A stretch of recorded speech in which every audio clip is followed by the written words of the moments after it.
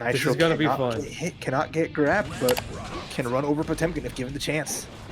We'll see how it goes. We've seen the combo theory of this time and time again. Get a single pot buster, and the poor man dies. But on the other side of things, NitroNY has so many tools to lock down Potemkin, and that is already what we're seeing as Charlotte is just trying to find that opening. So scary. Let's just make sure we call him Nitro. The NitroNY is just a joke. Oh, I got you. It's just Nitro. All right. And just like that, by God, his back is broken. It's Heavenly Potemkin Buster He's for the round.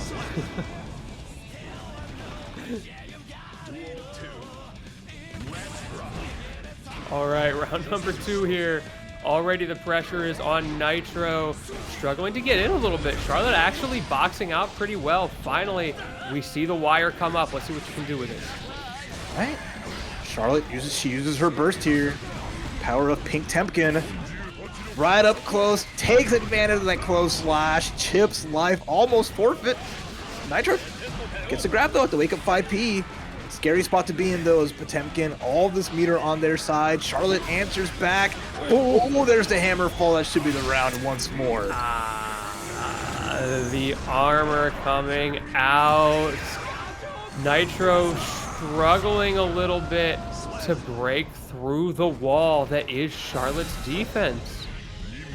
Okay, 2 rounds, 2 Heavenly Pot Busters. Is Nitro gonna go to character select off the rip? Because how much do you want to go gambling when you're Chipp and you don't have that many chips? Okay, it's gonna jump back into it. I love what I just saw in chat, asking for an explanation of how that's balanced. That is the beauty of this matchup. Whoever's winning makes it look like a 90-10 matchup, and there's nothing the other character can do. It's beautiful. So we'll see. Goes for the rope early on here. A little different answer if they can find their approach, but Charlotte, she's not making it easy. Goes for flick, trying to get Nitro off. Nitro gets back in, but you're gonna need a little bit more than that. Now we're starting to see the cross-ups. We're seeing the clones coming out, but the problem is that Charlotte is just swinging out and eventually clipping these approaches. All right. I like this adjustments there. Use the rope a little bit more, adding more pressure. There's the RC off the wall into more combo wall break. And as Jobber likes to say, use a Maki Assault to get that positive bonus. It's a good start, but you're gonna need more than that. He is a thick boy, and he's got a lot of guts in the back. Tries to get that. The knockdown there, no dice. Nitro's ready for it. Throw break. And this is just a patience game. Nice. Red RC to break the armor since it does count as a full hit.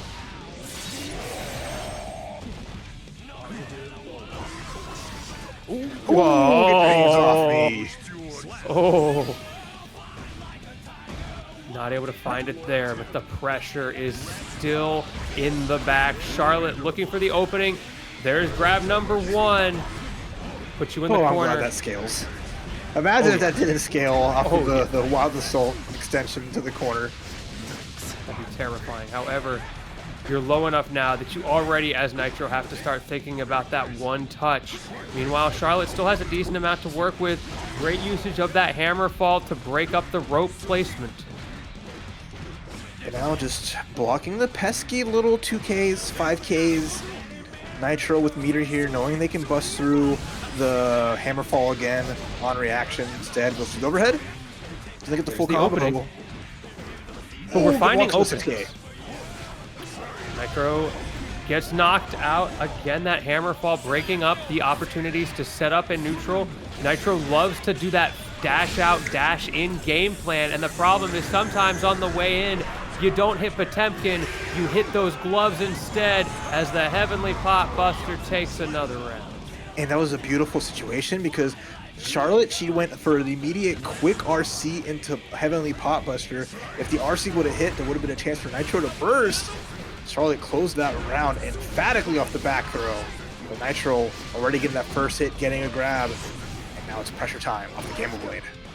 Nitro shifting to more of a bait game at the beginning of that round. Good mix-ups as well to not make it predictable, but the dash-up FDs, yeah, there you go. Trying to get Charlotte to do something punishable, and with your dash speed with a character like Chipp and those gap closers, that is a reasonable strategy. Oh, now we're trapped in the corner. Even that with the air throw, get back into this jail cell jump. D with the big old booty. Can Charlotte go up 2-0 with one more hit? And there it is. Well, you got him. Man, that is a tough situation to be in. The pressure from Nitro was so precise in the first part of that round, was baiting Charlotte so well, but Charlotte just has so much health. And you called it out at one point, Nitro dropped a combo, and those kinds of things can be the difference makers. Well, the hard part in that one was like, yeah, in the situation, like the burst, as soon as Nitro went for super, so lost the meter, didn't get positive bonus, and got knocked back. They lost so much resources for that. And then Charlotte just again, charging full steam ahead. I mean, that's the power of, as they say, top one Potemkin. He has been, depending on your thoughts, could be a blight, or could be the hype. Right now, Nitro just trying to find their way. A double jump on jump D. Nitro wasn't ready, and back to the corner they go. So many plus frames for Charlotte, which is the scariest thing Potemkin has in his arsenal. Now Nitro does break out. Fantastic defense to get into this situation. Bait as well there. The positioning just right to punish Charlotte for going for the throw. Overhead extension. This time not dropping the combo and taking the round as a reward. All right, Nitro on the road to recovery, trying to bounce back here. The Ninja Master again picking what is essentially his current main. Has shown a little bit of the Leo sometimes. Doesn't really go back to the Jacko, but Chipp has been an all-in. The whiff throw, the handshake. That was so scary. Definitely one of these players going to get a little bit more off of that than the other. At the moment, though, Nitro is the one again with the corner pressure. This is starting to become more of a staple in the matchup for him. But can Charlotte find the way out like she has been doing up until now? Okay, RC to break the armor once more. Armor on Potemkin Buster. Getting blown up here. Burst out from Charlotte. She wants to find her way through, but the overhead's not going to help.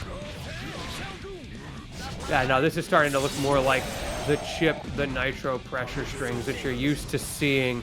The mix-ups on your block, the cross-up potential, all of those gap closer, neutral skip tools, the dash back as well, beating the grounded hitbox. But Charlotte does find a way in, goes for the Garuda impact, wants some plus frames, but the BRC gonna mess up the timing, gonna give Nitro another game, the first game on the board on their side. Well, I love that finish there. Nitro just literally hanging around, just waiting. Has the meter, doesn't want to get caught into anything extra scary, especially like when they avoided the Potemkin Buster. They didn't just automatically just like air dash in and take a risk there. They just said, okay, I'm at a spot where I can just hit a button, RC if I see armor come out and close out. And with a game on the board, Nitro clawing their way back up. Let's see what the adaptations are on this round start. Both of them patient. Charlotte's the one who blinks first, gets clipped, but not a lot of damage. Nitro wasn't in a position to convert there. Setting out the shadow clones though, and now we are into our first corner pressure scenario of the game. Good punish. Okay. First down from Charlotte. Get the rope as well. And now Charlotte's gonna be careful. One hit. Could be a lot of damage off this rope, and the pressure's good as well.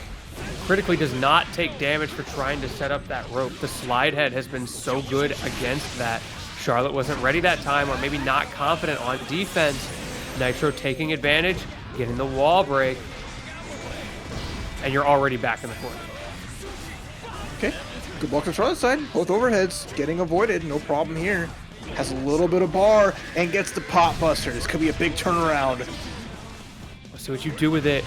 Charlotte does get out of the corner. There's that slide head. PRC, timing's a little bit off, but stays alive. However, not for long because Nitro finds the opening. Right. Nitro, a couple rounds straight here. Avoided the 3-0 and is looking to tie things up with one more round. I think Charlotte might be might be losing a little bit of the confidence that made those early rounds go so well. Nitro, on the other hand, looking way more comfortable with these pressure strings, managing to bait Charlotte, forcing out a burst in that situation for very little gain as Nitro just sets the rope up again, gets you back into the corner again, and look at how this has completely turned on its head. Hey, and Nitro's patience, big part of it, right? Can easily try to rush in and be overwhelming, but that was a situation or a method that wasn't super useful early on. So now it's just playing with a life lead, getting the meter up, and then just daring Charlotte to even try to inch forward. Nitro is crushing Charlotte with these overheads. We'll see if it happens again here. Sure enough, it does. And into the throw mix-up as well, because you didn't have confidence in a true combo off of that. Great conversion, Nitro. Yeah, throw's gonna do it there. Nitro up, tying things up. So we're 2 apiece here, as Charlotte is having a little bit of a hard time now that Nitro is just getting their own life lead and controlling the pace in full. And you see, like, even situations where it's like, I'm gonna hammer fall in for like an RC if they can block it, but those long range backdashes from Chipp, double backdashes, just getting out of those bad situations, and Nitro just a command of neutral, again showcasing some of their really high strengths as a player, been consistent in so many games, and a dominant force in Strive as well. I want to see confidence from both of these players in this final game. It feels like there's been a zero-sum confidence game going on. As soon as one starts to feel it, the other starts to fade out. And right now, it continues to look like Nitro's the one with the confidence. Charlotte looked for a couple of checking options there with the lows, doesn't find anything immediately, and the timing from Nitro again is on point to get that rope out. Yeah, you see that defense? Avoided both slide heads, different methods, and then just blocked the hammerfall PRC, avoided the command grab. Nitro's not anything come out for free. And the whip punish too. Nitro is playing at 100% potential. Right as you were saying it, not letting anything come out for free, and now Charlotte's going to be scared to go for those whiff punish, those counter hit buttons on Nitro's approaches, which gives you the opportunity to dash in like that, to get those confirms, to close out those rounds. And now Charlotte, from being up 2-0 on her last chance to make something happen here. It's tough. Charlotte has not found anything significant in a little bit of time here. Not a good command grab, not a slide head, not even daring to jump. And Nitro's happy to play this game. Oh, and again, forcing out the burst. Charlotte trying to walk up a little bit, but you saw the fear. She actually stepped back into the corner. Now, though, at least Nitro did have to use his burst. It is not over yet. Slight health lead was on Charlotte's side. Maybe still the same, but we're back to neutral, which is where Chipp thrives. Yeah, happily blocking here. Charlotte now with the slight lead on her end, but the 2D counter hit something. She tried to press in between. And Nitro with the great confirm with the rope. Not a hard knockdown, but at this point, Charlotte's getting at least 2 chances now. But this is Potemkin. You only need one opening. When do you bet it all, Charlotte? You've only got one more chance here, if that. Will this be it? I think it is. Sure enough, Nitro completes the reverse 3-0. And it did not look close. Match Arena in chat. Go ahead and use them up. Give our players something more to fight for as we're going to Coolsville to check out Coolsville versus Wanderer. Such a cool stage. All right, Coolsville versus Wanderer. We got Slayer versus A.B.A. And before I can even finish saying that, Coolsville is going in. Classic way of fighting A.B.A. Putting that pressure on. Don't let her get a chance to go into that Jealous Rage, because once she pops, Slayer might get dropped. Having spent a part of that burst to get that Wild's Assault, now they could be under heavy pressure here. Ooh, there's your opportunity, though. Okay, sliding out of the corner. Coolsville doing a good job forcing out that burst. Almost has a burst of his own as the PRC comes online. Wanderer trying to break up that pressure, but instead the RRC, we are swinging back and forth. Hey, we got enough Jealous Rage here to pop once more, but a good burst from Coolsville to the full combo. Gonna need one more solid hit to finish the job, but the anti-air is good. And Wanderer here, sick, big hit. Should pop Jealous Rage to finish the job. Nice. You went for a bait on the dandy step, and this is your reward.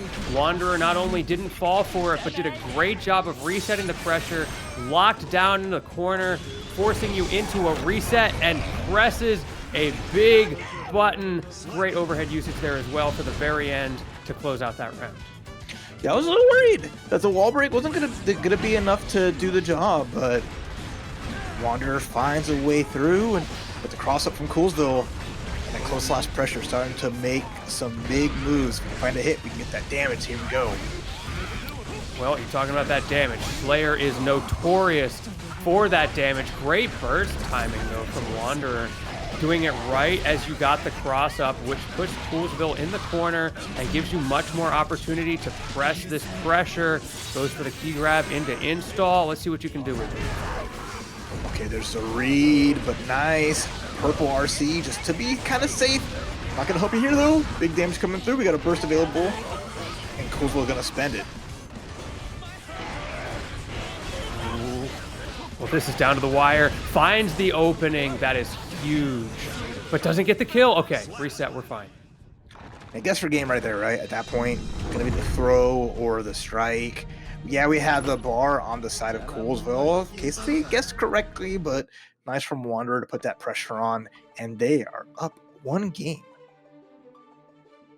Well, that was so back and forth. I know Wanderer was able to take both rounds there in the end, but it felt like at the beginning of each, Coolsville was the one who had the early pressure, had the early damage lead, but couldn't close out the corner situations, even though the corner carry itself was there.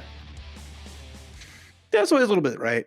I mean, both kind of healthy characters and can withstand a lot of the damage either will dish out, but you know, I think just the fear of what A.B.A, once she activates, can just make it so much harder for Slayer to move around the screen, and you saw already some big hits and bursts from both sides.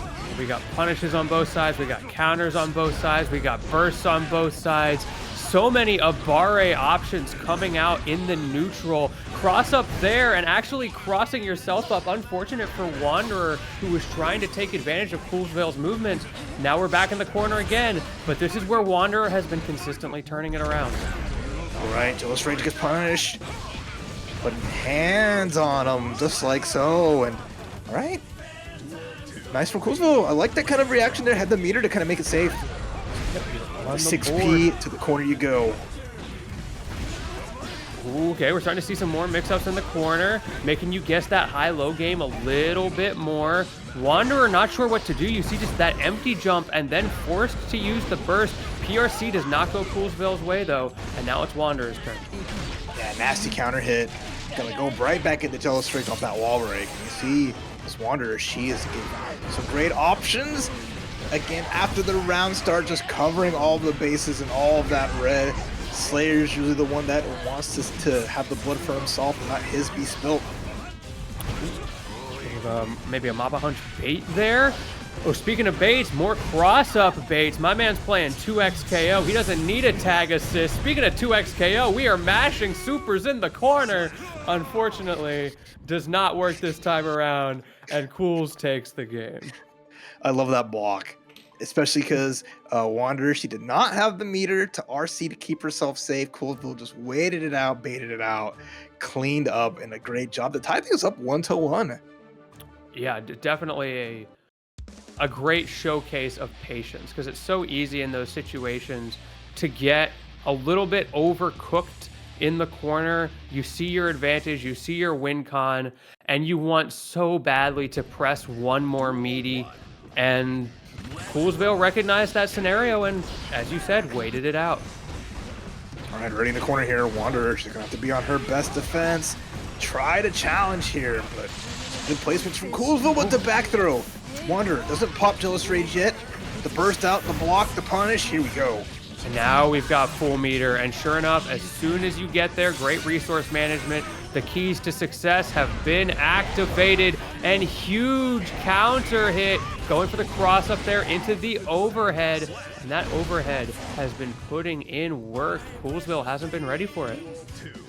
Yeah, man, it's like one of the number one moves you gotta watch out during Jealous Rage. The hop kick doing so much, but Coolsville gets the bite. Got the counter hits there. The universal counter draws the burst, drawing blood, but Wanderer finds their hit.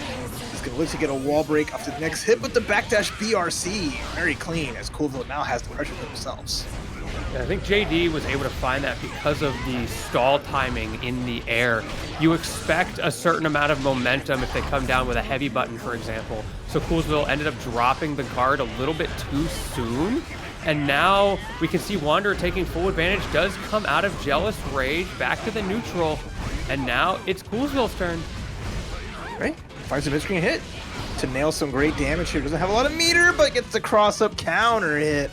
And now it's a huge, huge round. Who can go up 2-1 in this high velocity, high damage set? Such an important swing round right here. And the opener comes out from Coolsville, already in the corner, already with the wall break, but we reset. And the resource lead is still on Wanderer's side with that burst. But just like that, it's gone. Great, nice patience. Not going for an air grab, not trying to challenge the cross-up, knowing they got counter hit last time. And with the big life lead that Coolsville had, just waiting for the untransform. And now we're at a guess for game scenario off the bite with the 5D. There it is. And you saw a slight loss of confidence there, I think, from Wanderer as the defensive FD started to come out more, not confident in the ability to guess the high-low right. And I don't blame them because Coolsville's been mixing that up better and better. So you can start to siphon your opponent's resources that way. All right, we'll see if they can keep on the siphon, keep on the suck. In a vampire kind of way, all right? In a vampire kind of way. So Coolsville can take the set. Yeah, But Wanderer, happy Halloween, everybody. who took the first game, she definitely has a lot more in the tank. Gets the jump booty and the burst. It's going to be able to pop and get full Jealous Rage. And so early as well. Ooh, again with that overhead into the DP for damage. Back to the neutral. This has been a place that's been pretty strong for Wanderer, but this time Coolsville gets it. Burst does come out. You're running low on Jealous Rage. Do you pull the trigger? Doesn't have a choice. All right. Big hit again once more. Wanderer. All the meter in the world. Getting tagged in the corner again. It's going to be in a tough spot with the reversal super. Able to RC to keep it a little bit safe. Has Jealous Rage in case they need it. It's going to pop it here and see if they can close up the round. Ooh, you might, but it's going to be back and forth. They are swinging for that final hit as the Jealous Rage goes away. All of the resources being expended on Coolsville's side, but it was not quite enough. But neither is that. So much defense is stacked in these final moments, and it is the final counter hit going to do it from Wanderer, catching those frames at the end of the move. Coolsville now on the back foot. Hell of a 5K to get the whiff punish here. Wanderer, she survives a little longer, gets to jump over on the dandy step. But a big counter hit is going to force the burst out. Wanderer tries to activate, gets Mappa Hunch, and now is in a dreaded spot. Oh, bait does not work out there. Wanderer going for the grab. Does not have a ton of Jealous Rage to work with. Was able to get a little bit more because of the key grab, but you're going to lose some innately just by going into that neutral situation. Sure enough, felt the pressure like they had to get something started or they wouldn't have enough meter, and that's where Coolsville took advantage. All right, big old Mappa Hunchy once more into the blender that is Slayer. Oh, Wanderer already losing half-life, trying to reversal throw, no good, but there's a chance here now.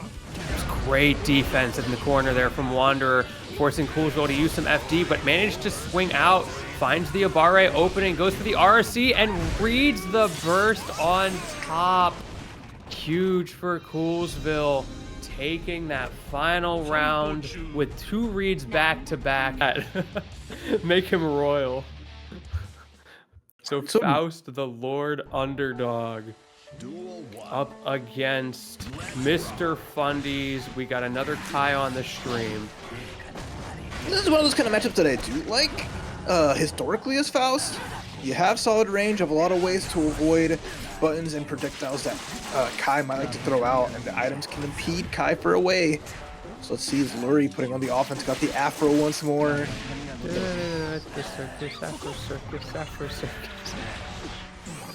It's such a cool move. Alright, Wild Assault to avoid the bomb, right into Ride the Lightning. Give me that wall break. Nub now with some momentum that they need. But the run-up throw is no good, and a big knockdown for Lurry. Great timing with that JD, but a little bit unsafe with the pressure afterwards. Nub taking advantage. Now it's your turn into the corner, but just crouching, trying to get below those pressure options and putting into a good spot. But again, just the unsafe endings on the pressure strings. Great block on that hit there. The golf swing just goes wide. Nice slice it. Nub taking advantage of it, and now already getting this knockdown off the wall break. Positive bonus. Give me that Mita. No hard knockdown, no problem. Threatening that stun dipper. Lurry crouching low. Great timing on that dive kick, but we keep seeing the same thing. I feel like Lurry is finding these great openings, but is either dropping combos or overextending on the pressure, and Nub keeps punishing it so consistently. Oh, and catches the backdash. That was about 3 defensive reads Lurry tried to make to get out of the situation, either with backdashes or reversal throws. Nub made short work of those options really well, taking that first round, or first game, with a very clean round 2. Looking just so consistent. I feel like that's what it came down to in that game, because we saw openings from both sides. As I was mentioning, like Lurry found great openings, found great timings with things like that dive kick, but just couldn't keep up the pressure, couldn't stay consistent. Maybe tournament nerves getting a little bit overextended, and Nub was a lot more locked down. All right, once more into the brink. Lurry getting that first strike, and already forcing the burst out from Nub. We get a little bit of afro, a little bomb, some homies. Getting some great RNG right now. Taking advantage, Lurry pushing Nub into the corner. DP gonna get you out of that, but still in the corner. I think I saw a mini Faust come out. We'll see if that becomes relevant. Oh, there he goes. All right, though, more pressure's there. Finally found that close slash off the wall, and Lurry answers back really strong with a good first round. And the items went crazy that round. Nub did not have an answer once that what could this be started to become a prevalent neutral tool, as we see the afro come down, and sure enough does clip another mini Faust. This is where the pressure string starts. You see those JDs coming out, trying to ignite, and does so.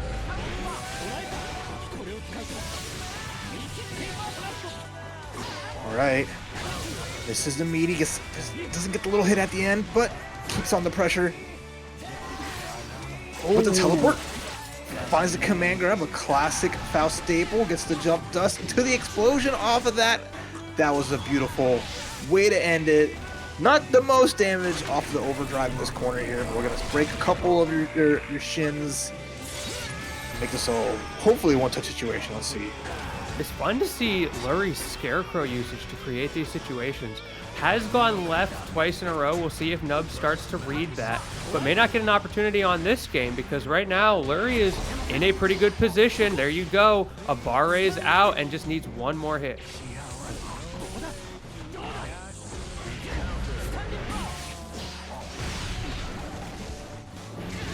All right. Oh, the cross up. Mix. Tornado nice. Warning. Right behind you as Lurry answers back to tie up the games 1-1 in this fun set. I love that positioning on the mix. I definitely got hit by that. And using the air version as well, so cognizant of your options there, making it very difficult for Nub to make something happen.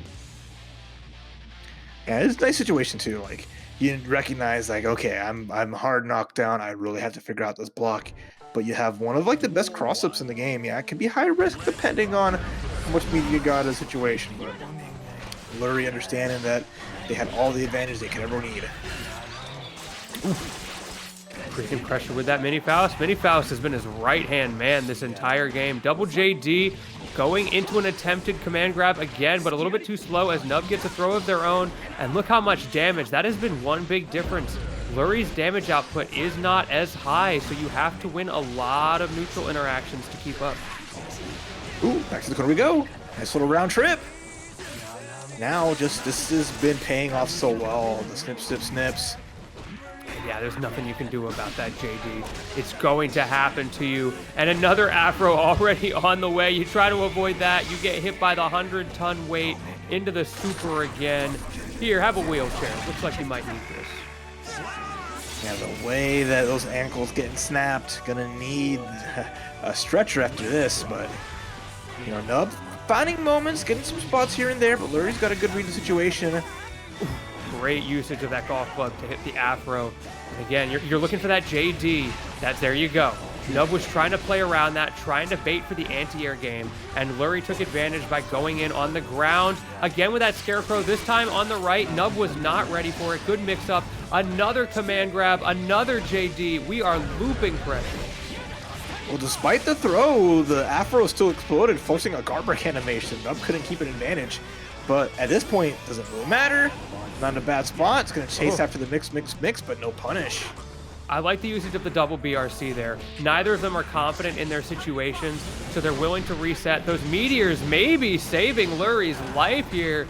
RNGesus giving him an opportunity to close this out. Dive kick bait and great counter hit with that bait into one last super chat saying their shins hurt. Good thing we got a wheelchair on the way. Yeah, that crunch. Definitely felt that. And I love what I saw. Lurry did an early Wild Assault to ensure that we reduced the burst gauge enough. So we can get to the corner, get the overdrive, get the finish, because Nub was so close to be able to burst out at that last little fraction of a second. So it's those some minute decisions that really shows how strong and how good Lurry is. Yeah, agree. I'm glad that you pointed that out because those things are so easy to miss when you're looking at a game that plays this fast, how you create those situations. And we're immediately seeing, sure enough, the potency of a burst when you don't get rid of that, creating a reset in the neutral, which gave Lurry the opportunity to get all these buttons out, to get all of those items out. And there you go, the wall of Faust saving him from defense, but Nub finds a way through anyway.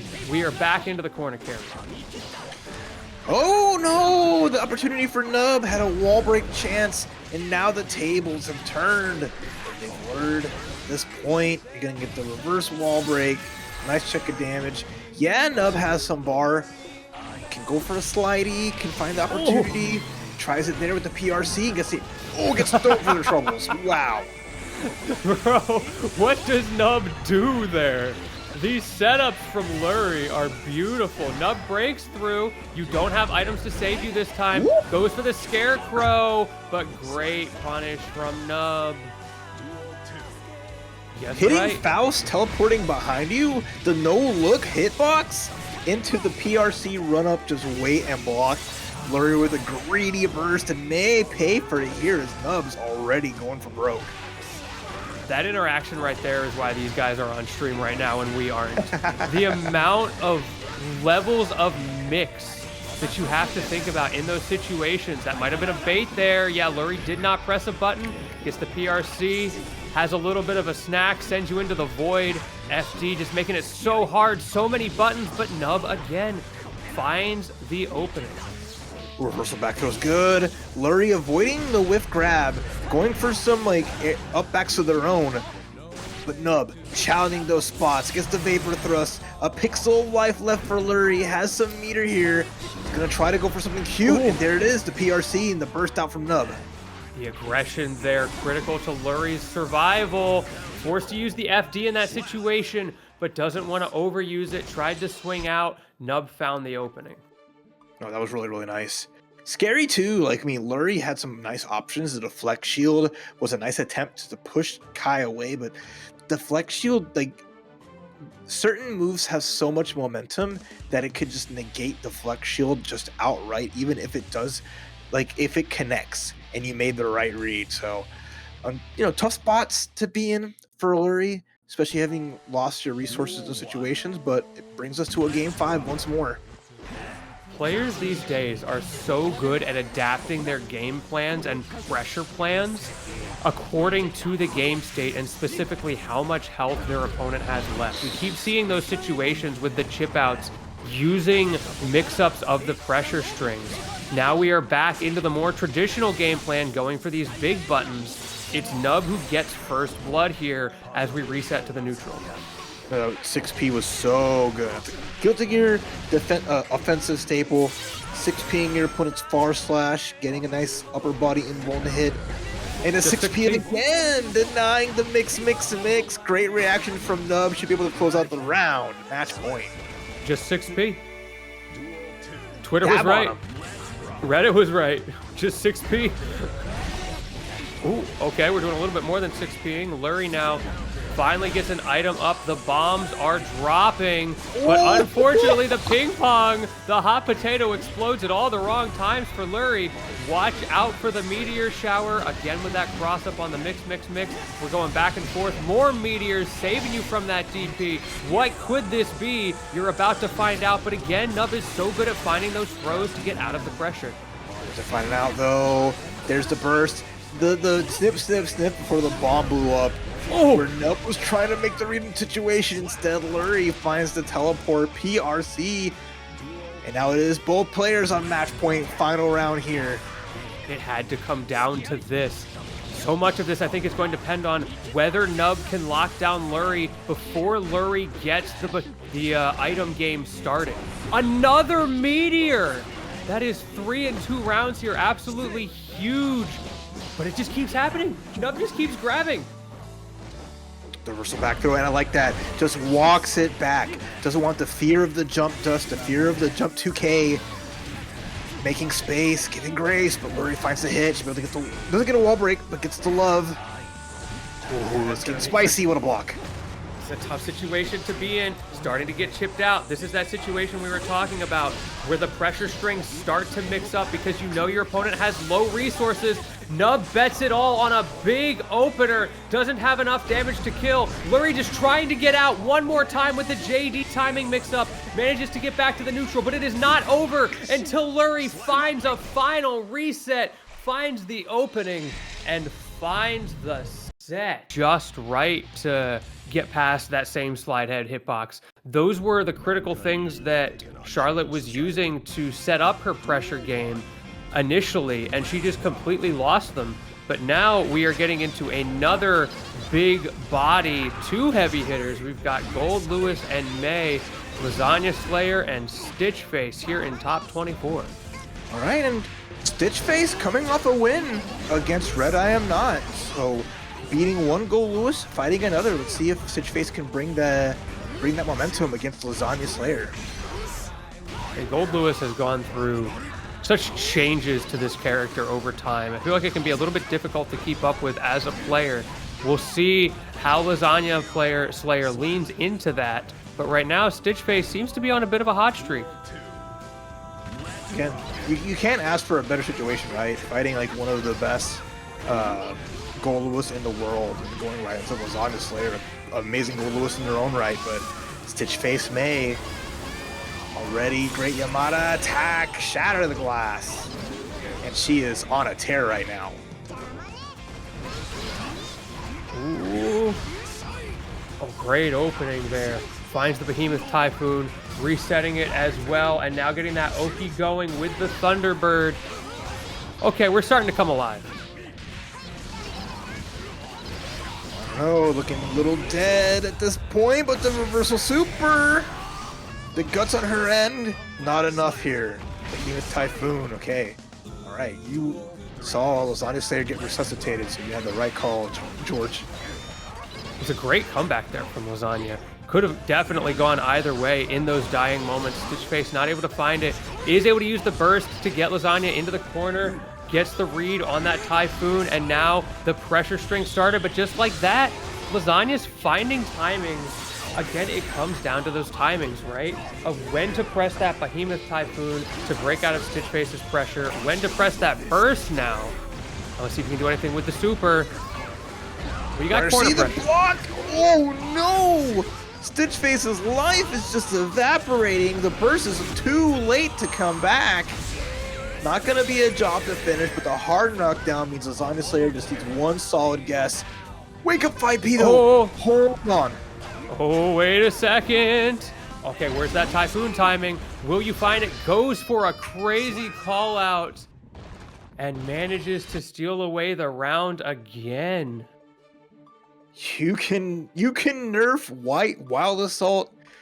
You can make it something that players don't really like complain too much about, as well, you know, we remember how belligerent it was, and it's still found its way to sneak in to be a deciding factor in that last bit of this match, of that game, being able to stuff the hit and then force the one more.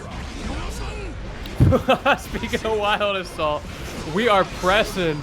We're forgetting what season it is. And now hold this chip damage. Don't you dare block against me, StitchFace. Lasagna has completely rewound the clock right now, making it impossible for StitchFace to do anything in this corner.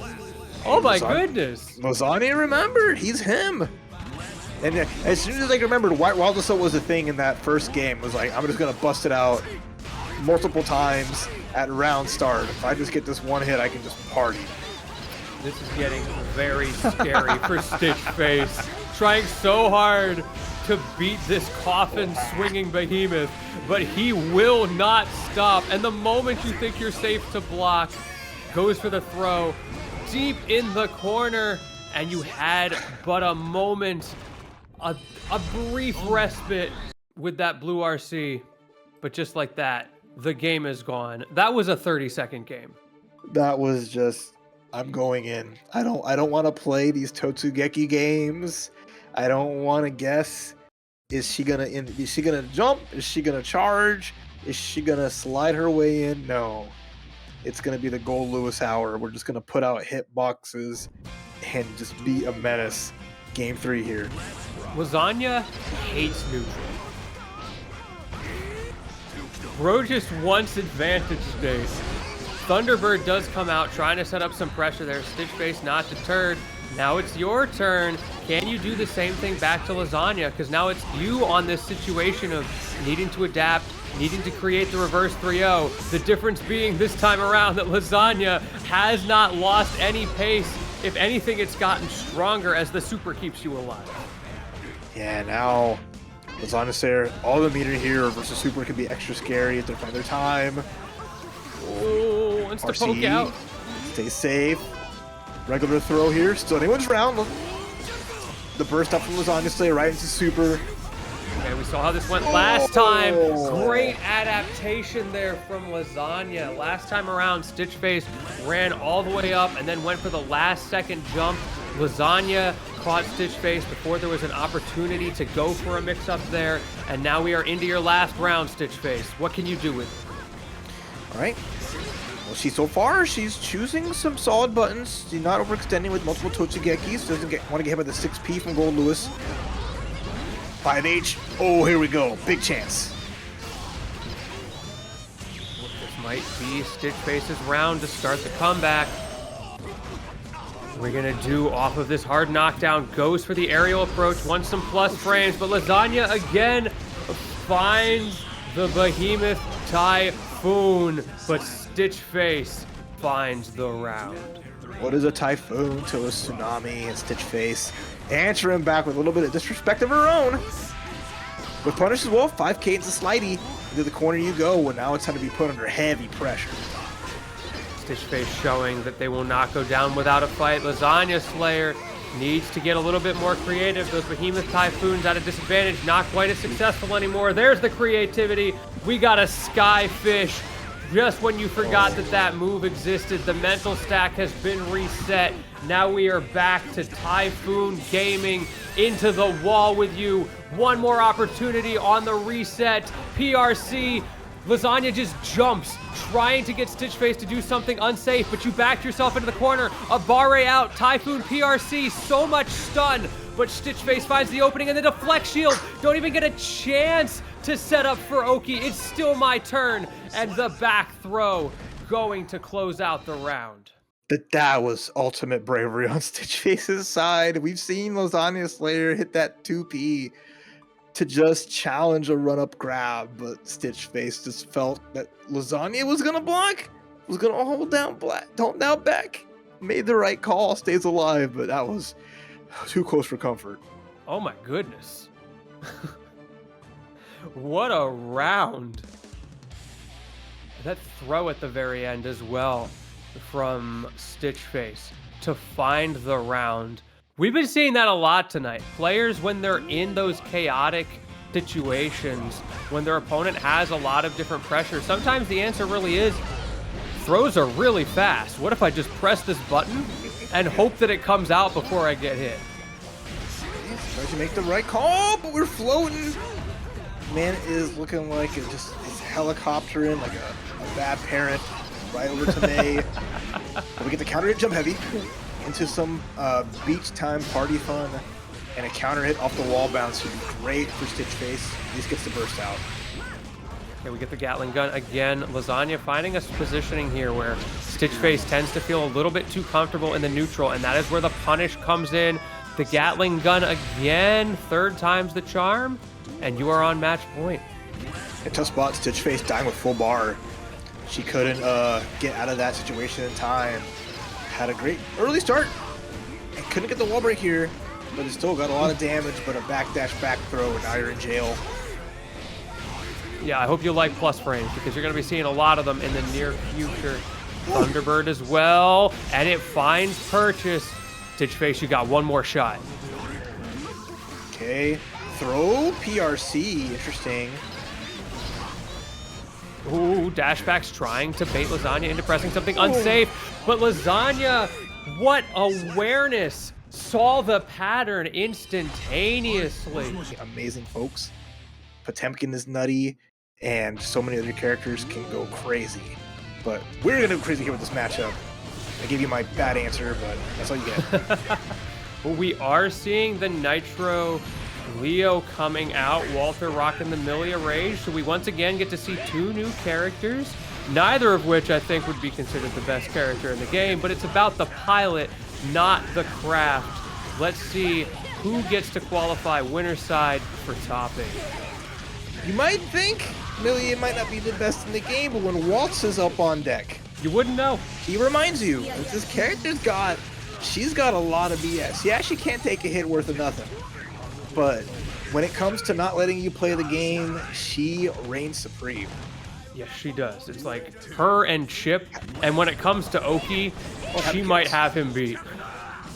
Those characters want to knock you down, knock him down, fade him, run it, homie.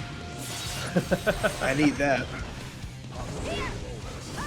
Well, first round does go Walter's way, looking pretty strong, forcing out the burst as well. And with such a resource advantage, I love that high-low, hair carve, bad moon, every single move in your arsenal being used for one combo to get the wall break, to reset for one more time, and the instant dash in, and that should do it, sure enough. We don't drop those. All right, one up. And thank you, Mr. Voyager, for the $2, and say, yes, it's true. Jack has not won an offline major, but that is still not, despite their strength, that is one thing that's eluded them. But be that as it may, it is something to attest for their consistency all throughout, offline and online. What we will have to see offline and online as the years go by, I feel like become more and more similar, but there's still that that little bit of difference, that bit of delay, that bit of rollback, and just the experience of sitting across from your opponent, the pressure that brings, the poise that is required. So when you look at players like Jack, that is the big thing that they're still trying to overcome. Okay, burst out from Nitro. Gets the far slash and a burst out from Walter. Nitro, be a Texas player, moved out to Canada here. That may have double dash back? I'm not too sure, but so far so good. As right now avoiding getting into a scramble with Leo, but Nitro finds a reversal to Eisenstern. Doesn't stop Jack from putting on pressure though. Nitro going crazy with the dash backs, but Walter's just kind of calling it out and setting up those discs, making it really hard to get the space back. Yeah, it's tough. Because even when you knock Walter down, you get a small hit. Just Walter will know, like, oh, cool, you're respecting me for some reason. I mean, Millia, you're not like super worried about reversals and stuff, so you really have to like take advantage of putting her in a bad spot. But Walter always just finds a way to snake out and escape. Oh, that was so good from Walter. Has been going for those aerial pressure strings into the Bad Moon over and over. That time just fell to the ground and held block. Knew that Nitro was going to go for the DP. Really unfortunate for Nitro to go for the read on something you've done so many times, and for Walter to somehow sense that it was coming. But Nitro gets the advantage anyway. It's not over yet. Oh, too far. Quick bop. Booper in the snoot as Nitro gets around on the board. Close to time, he's up 1-1. Like that backdash, could have evaded a throw if Walter tried to press that advantage. But throws, speaking of throws, wow, nice reversal in between of the IB. Walter is doing such a good job of reducing Nitro's confidence at anti-airing. Because now twice in a row, when you tried to either anti-air or mash out of the pressure, you lost. And that's going to give Walter such an advantage. But Nitro, undeterred, does get the DP out of the corner, does reverse the situation. Oh, meets her air to air, the jump slash. That was so sick. Walter in a tough spot here, but the Bad Moon, wait a minute. Burst back from Nitro, 100 meter on Nitro side. So much tension, could be huge, but the close slash, anti-air, wait a second. Meter for the spin dash, and it's enough. Oof. So much is happening. My brain is melting just watching the RPSs rapid fire one after another. The way that Walter is playing, forcing Nitro to think so fast about these situations, and then you get one wrong and it's looping Oki. And blink and you miss it. That is the Millia way. She wins fast, she loses fast. Right now Nitro finds a reversal there on the backdash. Takes the burst out from Walter. Nitro being able to get big hits. We've seen what they did like against Charlotte, right? They went down 2 games early. They made incremental adjustments that really showed the power in the final game. Let's see if that's gonna be the same thing here against Walter. That back turn stance, just putting on pressure. Walter again, not afraid, willing to take to the skies. Those JHs so threatening. Nitro has not found a good answer to that. We got 1 DP against an aerial approach, and that's pretty much it. As again, Walter turns it into round, gets the disc, but Nitro finally swinging out of the corner, but does not get the stage positioning. I love that. It's just hair car against back turn. Worst thing you can do is deflect it and push her away. It's not going to get like the full catch. Okay. But speaking of catch, caught you on the backside. You don't got eyes in the back of your head. You might get crossed up, blessed up. Nitro finally getting a lead in a game, but still needs a lot here to try to bring this back. Yes, the trip comes out from Walter into that looping Oki. There's the disc. This time goes for the cross up. Great DP timing from Nitro, getting past the JH finally. That has been such a thorn in his side, and now it is his turn. This is the reward, but can he reap as he goes for the super? He's going to get the hard knockdown. Can he close out the game? You're expecting a little bit of burst there. Reversal with punish. Okay. One more of those. Conceal it here. Walter's got to play this perfectly. Can't even take a lick. I love that PRC timing from Nitro to extend the neutral situation. Unfortunately for Walter, was able to take that all the way, getting the chip off there, knowing that you will get chipped out if you're not careful, which forces Walter to be aggressive. Be aggressive. Be aggressive. Be aggressive. Maybe a little bit too aggressive there, but like, what are you going to do in that situation? Because you have literally 1 HP. Yeah, I know. That's the hard part, right? That's why you saw like the S Eisensturm. was enough to just finish it there, where it's just like, Yeah. there's nothing you can really burst unless you make a hard read on like an overextend from Nitro, but he was just gonna make it a quick one-hit wonder. And once more, this is Nitro down 2 games with a big fat 0, has 1 on the board, gets a breadstick. He is tough to take out, you know? It's never that simple. All right, game number 4 here. One thing I'm curious to see, Walter has stopped using the Artemis. It was such a effective tool in the first couple of games, and it kind of went away after that. I'm curious to see if it cycles back in, or if Walter's maybe afraid of the way Nitro is playing this anti-air game now. And a perfect on that round as Nitro momentum shifting in their favor. The scales are tipping. Walter here is just having a hard time. Like, how do I get close to this guy that's holding down back, charging a reversal, waiting for me to just get in his face? Ugh. Now this is looking like those first couple of games. The pressure strings, the high-low, now opting for more highs in those strings before going low again, and it is starting to work. Nitro's going to need to adapt quickly. The hair card does, excuse me, the bad moon does come out. Walter gets swatted away. Going to take a lot of damage from this back turn stance in the corner, but swings out. I hope Walter had insurance after they crashed their hair car like that. That's got to be expensive. They managed to walk away from that crash with a little bit of life, but unfortunately for Walter, Nitro doesn't finish the combo, actually, so fortunately for Walter. But now we're in a one-hit into super situation, although Walter finds the RC. Like the insurance money did in fact come through. We got ourselves a replacement. We got ourselves a final round in this game. Of course, the difference maker being this is Nitro's last chance. Walter still has a game in the back and has that early lead, has the looping Oki we talked about, instead going for the wall break. Okay, goes into jump heavy, it burst out immediately from Nitro. Ooh, that's big. And now, yeah, Walter with the meter up. Runs to the armor, gets the extension off the anti-air. Okay. This back turn stance has been putting in work when Nitro can get into that position. Does lose it there. Does give Walter an opportunity. The PRC doesn't go for anything with Scared, but the JH approach gets past the projectile. One more chance with the looping Oki, but the PRC, great call out from Nitro. That was crazy. Jump, throw, PRC, throw. Another toss, RC to get the air juggle. Should be almost around. The wall break could do it. Oh, just barely. And that's going to be a game 5 by the skin of Nitro's teeth. I'm always curious about that statement, because I'm like, what kind of skin do I have in my teeth? Let's not think about that. I think it's like the enamel on the outside. Okay. Okay, that'd be a way to phrase it. Okay, I understand now.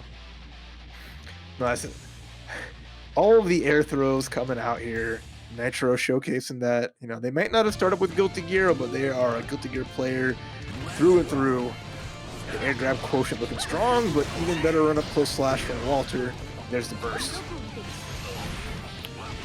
We are back down to an even game here, but it's starting to walk away. I'm hesitant to say much though, because this is the same thing that happened in the last game. Nitro used the early burst, had the early deficit on life, but brought it back as soon as he got into that back turn stance and felt comfortable in the neutral. That speed really effective in the matchup for him. Okay, the Walter go. Walter here. Big advantage once more. All the meter in the world, but the counter at 2K doesn't get the knockdown. Still finds the spin dash. Taking him to chemical plant out of that one, and now one last round for Walter to again try to make it happen. There's that Artemis you talked about.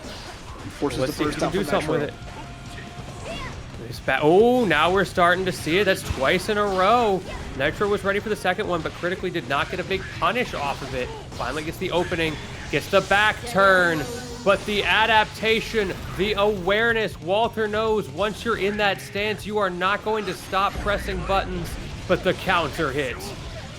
I love that. The armor up for the anti-air. Even getting a combo on the back end into the wall break. Huge for Nitro 5 DRC. Looking like a last round. This is just to get to top 8, by the way. This is not a top 8 match. This is not a winner's finals. No, this is just to see who of these two can get into top 8, and it is sweaty as all heck. They're both going to need a shower after this. Real. You could convince me this was grand. Double dash there. Nitro getting swept in the corner, getting locked down as well. Maybe not ready to not get cornered there as Walter crosses up in an awkward spot. JD does get blocked, and another block for your troubles finally gets out. But now the burst advantage is on Nitro's side. When do you press it? Out of dodge, but 6P, RC, Oh, the there's burst when on you the press it. Oh no! Waited so long to press that button. There's to work through. So let's take a quick look into one of our losers round 2s here. So this is round of 32, I think. Either way, though, it is going to be Eno versus Kai Kiske. These guys are fighting for their lives on the losers bracket, hoping not to go home after this one. It's Nub, it's Zaye. Yeah, look for the Zaye here. The winner of this is going to go up against Nitro to get to top 8, and Zaye already making it quick. Wants to make. Don't want to let Kai be able to get room, get space. Because you see right now that wall breaks there, and now Nub has to really put that pressure on, especially having a little bit of meter, but a good read on the slidey. Ooh, did you press? No, that is one of the powers of Eno, of course. She can threaten you so hard from the air in such a non-committal way, using resources, speaking of being non-committal, to keep that stroke the big tree safe, to keep that pressure up. And once she is in your face, that high-low game is almost unmatched. And big ups to we got Nub again, just coming through with some more Exert vocal tracks.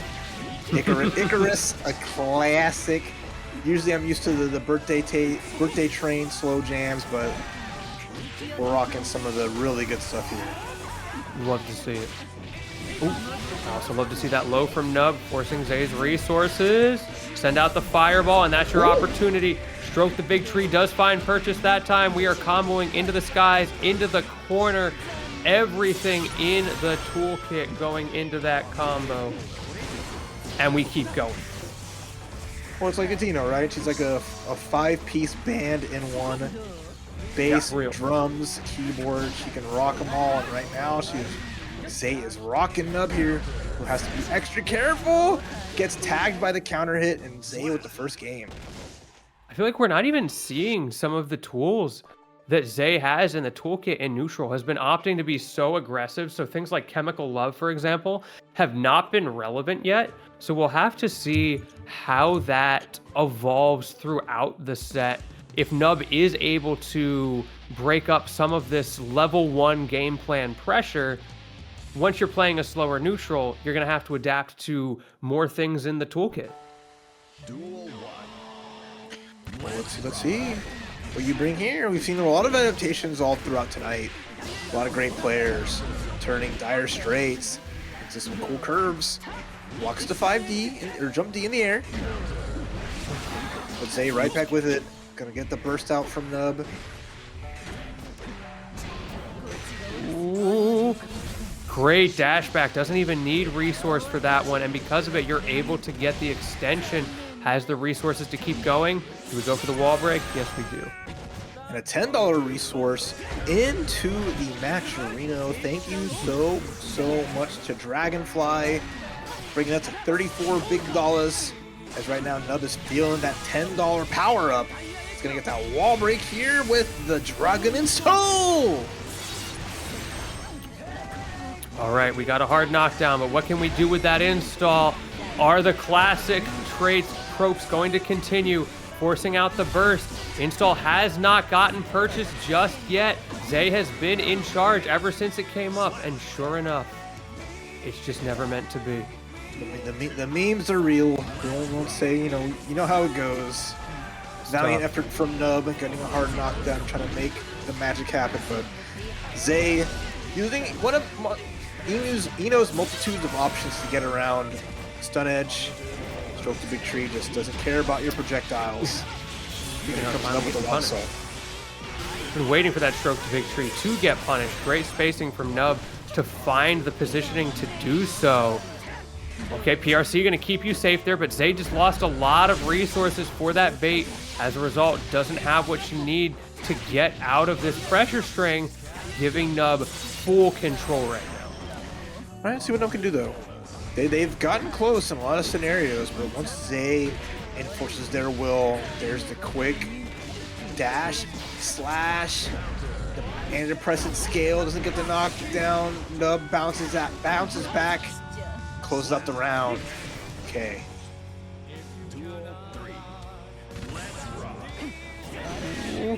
Okay. Not much off that stroke to victory, just creating pressure. Finally, Nub gets that natural punish there, but the JS's keep finding purchase. The note coming out, keeping the pressure up as well.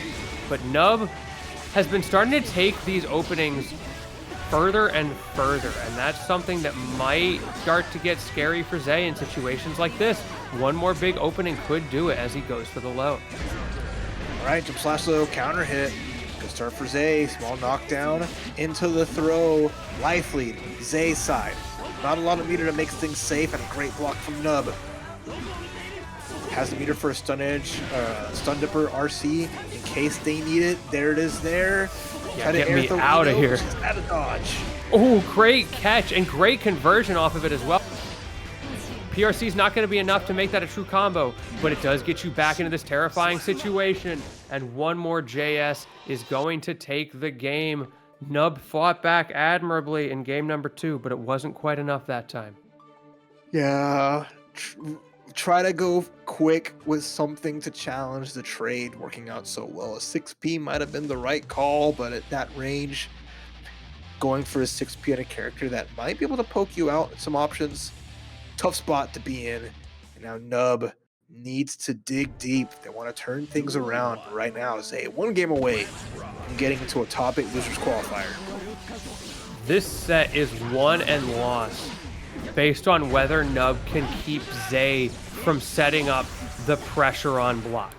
Every time Zaye gets into that situation, the mix is just too powerful. There's too many things you can do there for Nub to be able to consistently block.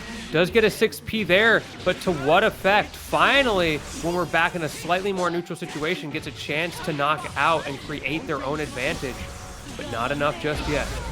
Ooh, okay. Reversal's out though. That's a start. Evens it up pretty decently, but the far slash that time. No trade required. Made it nice and clean as Nub finally getting around early on in a run-up 6P, the shoulder check. And then a big counter hit. Oh, here it goes.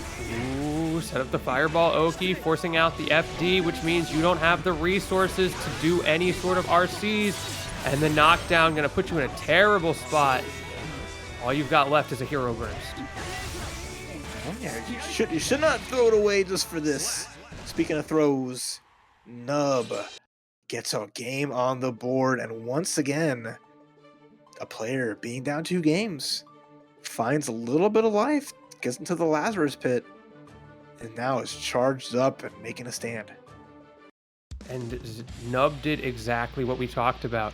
Kept Zaye from getting the pressure sequence started. We saw one, the 6P was able to break it up, and then critically, Nub swung out, contested, knew that Zaye was going for that win con, and then was able to lock down the corner so well. Same thing, contesting the approach, not giving the opportunity. I'd rather play RPS against the approach than against the actual block string. Okay, look at this.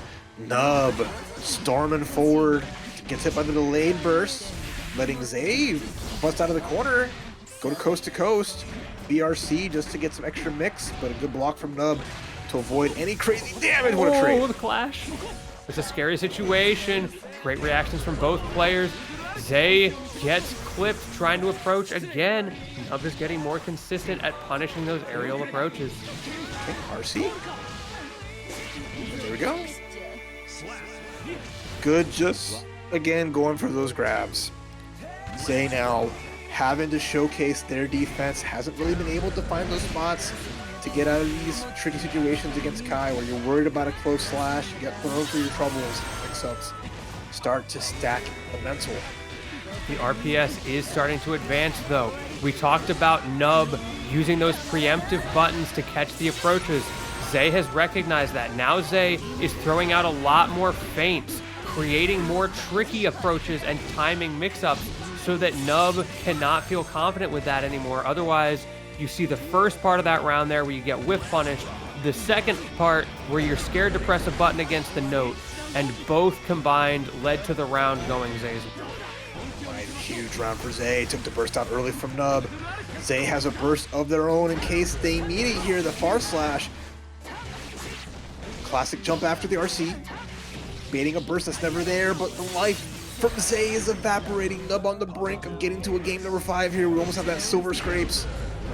Great timing there with the stroke the big tree. Just feinting with those air dashes. Hard knockdown. This is really scary for Nub. And there you go. Tries to swing out. Predicted the feint. Zaye didn't give it to him. And Zaye, with that bait, with the RPS, has just barely kept it in their favor. Still taking 80% of the health bar. The difference maker being, of course, Goldlewis does his damage whether you're blocking or not. But on the other side of things, Slayer, he's got those feints to make you whiff. Yeah, that's true. Good luck blocking against the Slayer, but right now, Clone, she had to use her burst. That early hit, especially with all of that gauge on the side of Lasagna Slayer. You don't want multiple Behemoth Typhoons making your life a living heck. No, you do not. We saw how potent those were earlier. Lasagna, when he gets into Typhoon mode, cannot be stopped. So it is up to Clone to do exactly what we are seeing, to shut this down. But the dash pack, Lasagna is so good at those. Right? And that damage is good as well. Sure, we don't swap into the corner, but the Wow Assault connects. There's the hard knockdown. Even better deflect shield and punishes with the cross-up reset. Okay, Clone, calm down. That's a good start from Clone. But well, look at that health bar, and I see that's like 2 Typhoons away from it going the other way, so you got to be careful. Great opening, though. Clone continuing to use that momentum. The cross-up, so oppressive, even when you block, giving you a taste of your own medicine, so scary to deal with. But the high-low defense is not as good as the dash-back defense, which keeps finding purchase. All right, once more, overdrive to shatter the glass. And trying to break Slayer in half. You're in the corner here. The overhead's good. Knockdown snare. The flex shield will save you a little bit, but at this range, I don't think Slayer really has much he can do. Oh, bro is splitting the cranium right now. So much damage. Back, not just against the wall, but pressed up against it. As Clone drops that second round, Lasagna taking it, and Lasagna taking an early lead as well, getting you back in the corner. Last time you got in the corner, you never got out. Okay, 2K2D, a nice classic, yeah. Big damage as well. This is all Lasagna stacking up the layers of pressure and damage. And the super, a bit I don't of a know about gamble. this. It's gonna spend all the bar on that, and it's gonna barely get anything in return. Problem, you didn't take damage, but you're now stuck in the corner without those resources to work with. Gets away with it. That overhead's so dirty. Okay, guard break. Close slash, there's the burst up from Lasagna Slayer. Busts out the gat, tries to duel some holes. Clone, Helter Skelter's there, but the backdash caught. Behemoth Typhoon lets Lasagna Slayer. I'm telling you, Take that that first game. backdash. No one backdashes like Lasagna. I don't know what it is.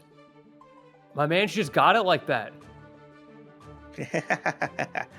Hey, those little spots, especially with a 1-button backdash, you can definitely thread the needle when you really need to, give it a chance just to make sure we get those perfect spots. Not bad for the big dude. Yeah, seeing it get used in neutral as well like that, it's almost reminiscent of like a spot dodge, the way Lasagna times it defensively. However, the defense is not strong enough right now as Cloned, going for that pile bunker, but gets caught out a little bit, not ready for the Thunderbird. But hey, Put Lasagna Slayer back in the corner here. Trying to take him out. This ain't an all-you-can-eat buffet. But the cross is good. Lasagna Slayer be able to finish the job there and is looking sharp with the first round in game 2. This feels so back and forth, but it is consistently slightly in Lasagna's favor, and that has been a critical thing for Lasagna. I feel like all the way through the bracket, we've seen Lasagna just eke out round after round, but consistently take those rounds. Clone needs to go just a little bit further, needs to find a few more of those it's late overheads like what we're seeing right now. If you're going to convert these rounds, is that enough? It's real with close. all the meters spent, I don't see how this doesn't finish the job. Okay. Yeah. Okay, we're good. Send him on a worldwide trip back into the dirt. Cloned, I mean, she's been going for those cheeky cross-throughs. They've been doing a really good job. I think it's 100% on the mix-ups in those situations when during a combo. Oh, she does get caught out on that approach, though. A little bit preemptive as opposed to reactive in that situation. Lasagna took advantage, but getting sauced up a little bit in the neutral right now. Great evasive action there from Clone, giving you a taste of your own medicine.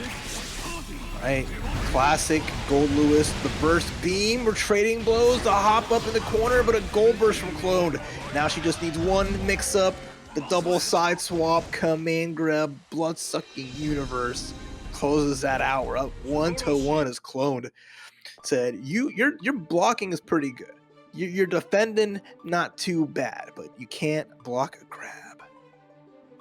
Well, just like that, making a bit of a statement after a tough game number 1. It's not over yet. I'm here for a reason. Cloned wants that spot in winners finals. Of course, so does Lasagna Slayer. You've got plenty of time to adapt.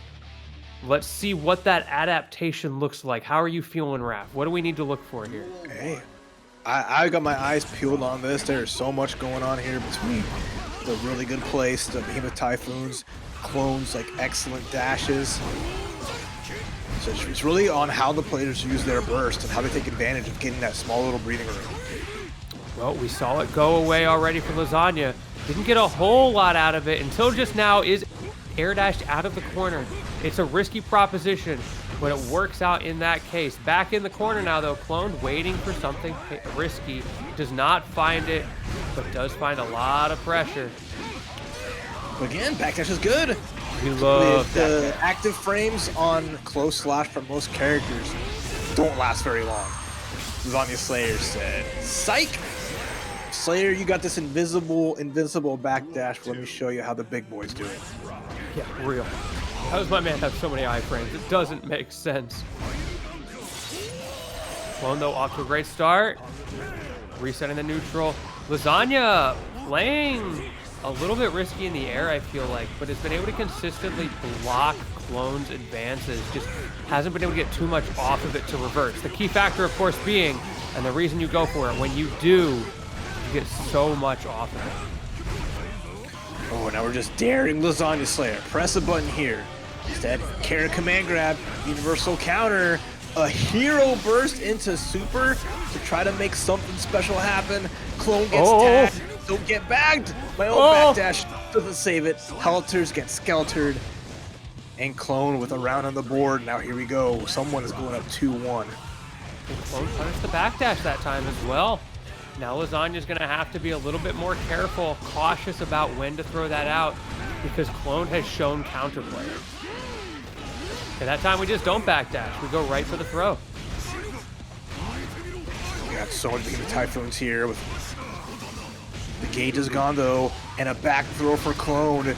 Could be huge, but the back Skelter. No one wants to be blocking this corner, and I understand. Deflect shield finally coming out to break up the momentum. And now Cloned going for those neutral skips, going for the overhead again. Such a critical part of the pressure string toolkit. But can you find the round? Maybe that's why Lasagna Slayer's jumping so much in the corner, going for those pseudo chicken blocks, trying to get rid of that high-low game. How many back throws? Clone tried to get one of her own. Instead, she's going to get sent onto the wall. Slayer not amused, as they were just trading places back and forth, but Lasagna Slayer made the read with the neutral jump, and 2-1. Their lead is here, and they're 1 game away from a winner's finals. They keep looking like Cloned has the round. She's so comfortable in neutral, but then Lasagna, like you pointed out, gets the back throw, and it all goes wrong. Duel 1. These throws are so back. Okay, game number 4. Cloned, if she wants to take this to the final game, she's gonna have to find a way to stop this backdash fiend. Certainly feeling dandy in the neutral. Ooh, Lasagna Slayer dash back again. Great adaptation for Clone. Lasagna keeps going for that empty jump. Finally, the throw comes out. The thing is, she's so adamant about going for the close slashes, and Lasagna Slayer's like, sick.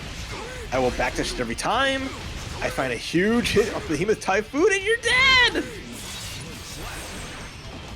What happened? Through the guts and everything. Every time I think a Goldlewis combo is not going to kill, it surprises me. And that was no exception. Clone, though, once again, gets the early lead, but you gotta hold it. All right, left, right, left. This is what you have to do to mimic a fraction of Goldlewis's power. Oh, jump hit, big hit in the air. Oh no, Clone's gonna lose so much life here. Doesn't want to have to spend the burst. Needs it for the 3rd game, but this hard knockdown's gonna put Lasagna Slayer in a great spot. Yeah, at this point you start thinking about, is it a hero burst? Doesn't end up needing it in the end, which is very key for Clone. Meanwhile, Lasagna pretty far away from that burst. So what do we do instead? What if we just backdash? 6P though, good start here for Clone. Gets the crossover, close slash combo. No burst anywhere in sight in the counter hit. This could be it. I think it might be that critical overhead, and what a conversion off of the RC to take us to the predicted game number 5. See, this is what happens when you Clone gets the Asuka music and she powers up. This may be TNS, but sheeps will sleep if you become fatigued. Shout out to one of my favorite the music counterplay OCs here to get the debuff on Cloned. We'll have to find out. Like I don't recommend playing Asuka, the normal game mode, but check out the soundtrack. It's got like. All right, getting a little funky here. Right now, Lasagna Slayer, first strike. Ooh, trying to find something with those JDs. That's something Lasagna Slayer's been looking for a lot, especially at round starts, mixed in with those titular backdashes we've been talking about. This time around, not able to find much. Does answer back, but both of them forced to use their burst. Lasagna Player trying to walk down. No dice, as Clone is the one who finds the opening. Big shoulder checks. In the corner you go. Guess for game, but we're not guessing. Between backdash and reversal super, Lasagna Slayer has been making so many good choices. Go confirm. That's huge. But you might get shipped out. Wait a minute, PRC. Hang on. Hang on. No, the throw comes through. The MVP of this match is back throw. It is. For both players, it has been just keeping them alive, keeping the momentum shifting back and forth. Right now, Cloned, she is on match point, making her comeback, making a statement. Oh, okay, again going for that JD, and again Cloned outspacing it. That is not good for Lasagna's chances. Forced to use a burst, using the Thunderbird again. Last time Clone just swung through it. This time tries again, gets punished for it. Gives Lasagna Slayer another chance at a super in the corner, which means another knockdown on this reset.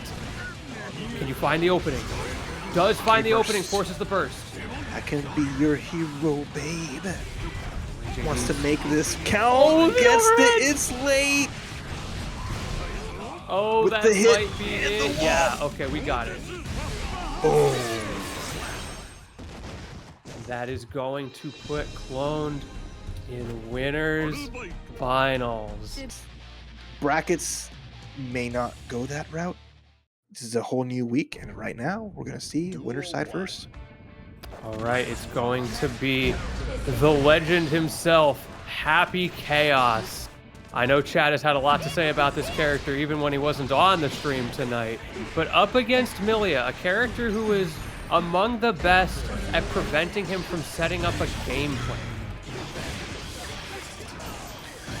Well, the game plan's getting shredded. Rolled right under the far slash, put the backdash on the side of Walter. Gonna get this really good pressure into the throw, set up a disc. No, just go for the mix. I like it. It's a good start. Jack on the back foot, not getting a chance to get that gun out. I love that wall splat animation. Top tier. Right up there with Slayer. So good.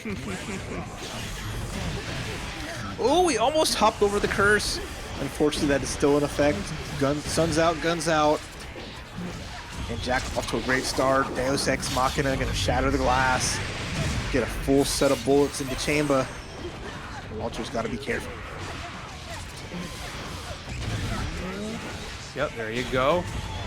The patented set up the curse as well for good measure. The sexy bullets for even more. Hard knockdown. And this is looking a little tough on this round. Jack has answered back. After the roll, just the stanced up, the look away after the shot. Yeah, brutal. Happy Chaos does give off big, cool guys don't look at explosions energy. Putting that nasty foot to push Millia down. And right now, Jack doing what Jack does. Pulling out the twins. Getting a hard knockdown here. Now Walter, guess for game scenario once again. Okay, deflect shield coming out. Good awareness of the matchup there, but it just doesn't matter. The pressure from Jack, so good.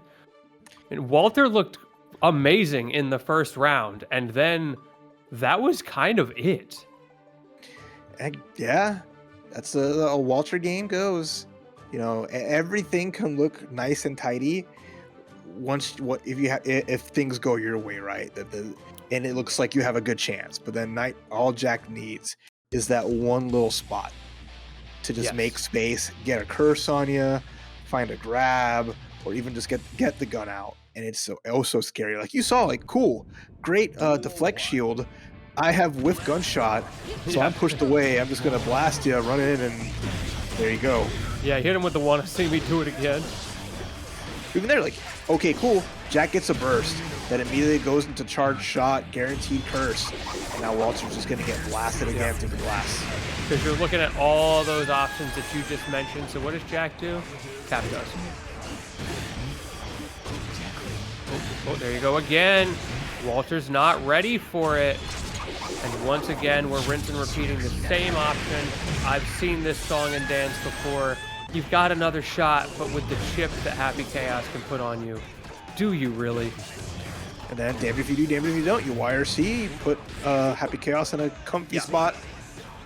Head bangs their way to the round, and Jack poised to go up 2-0. Ooh, that instant curse as well. Gonna put Walter on the back foot instantaneously. We only got 2 bullets in the chamber, though.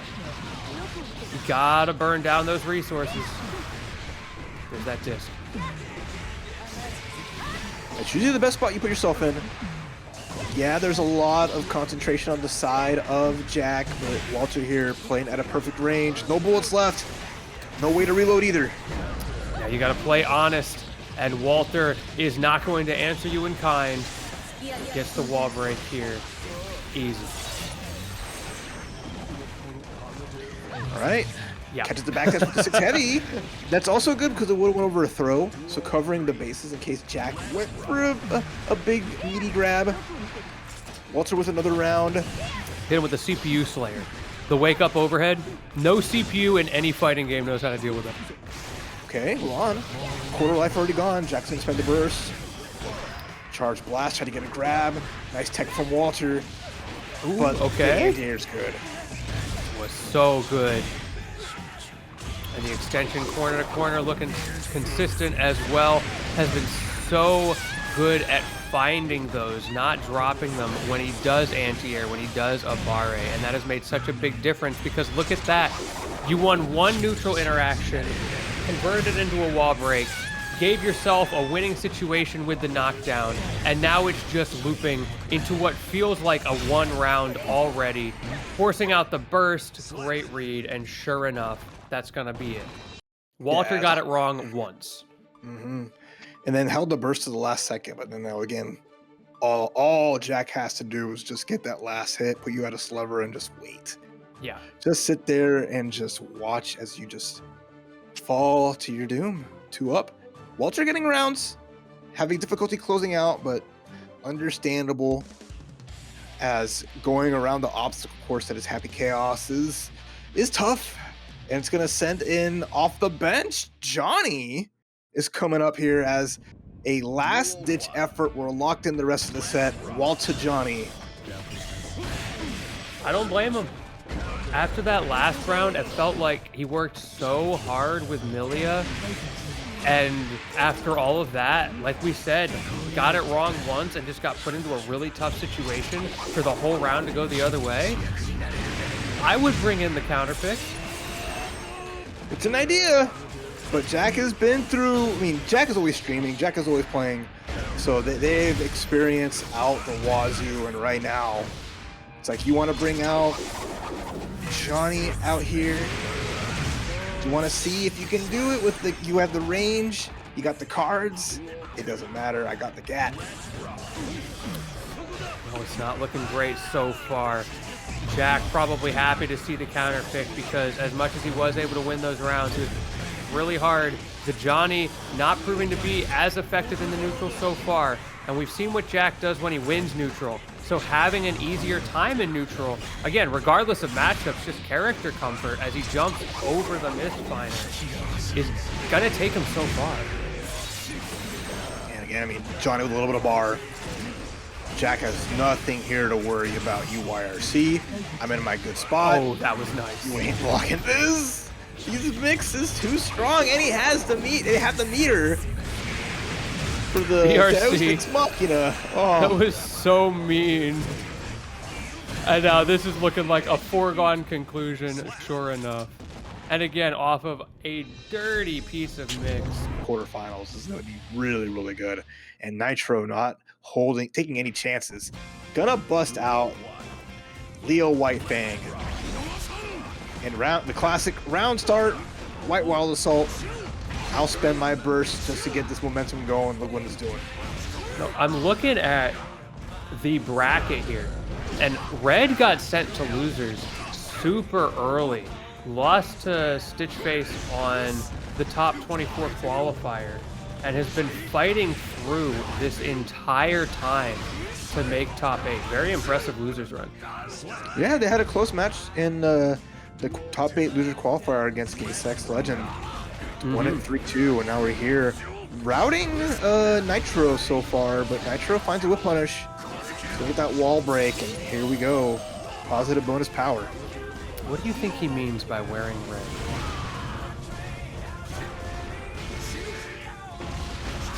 I do not know.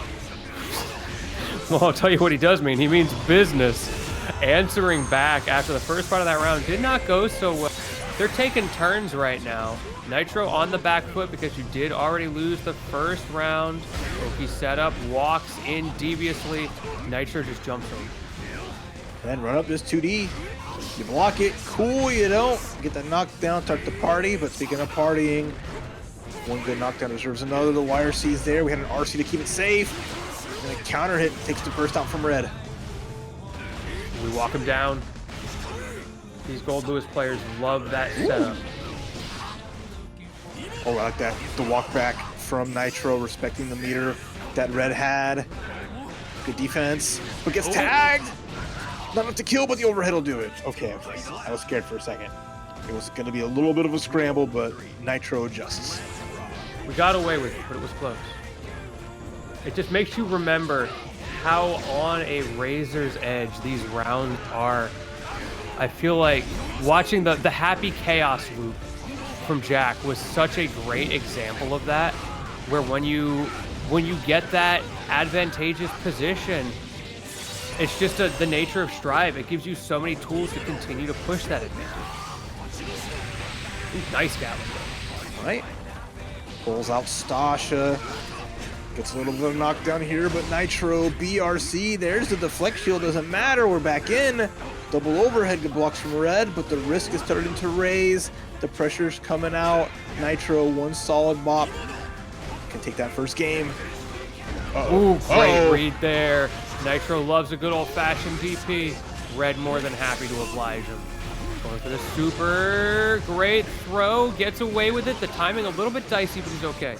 All right, the RC finishes it, and Nitro, first game, hard fought on both ends, but having just the right resources to stay alive despite the big risk of the reversal.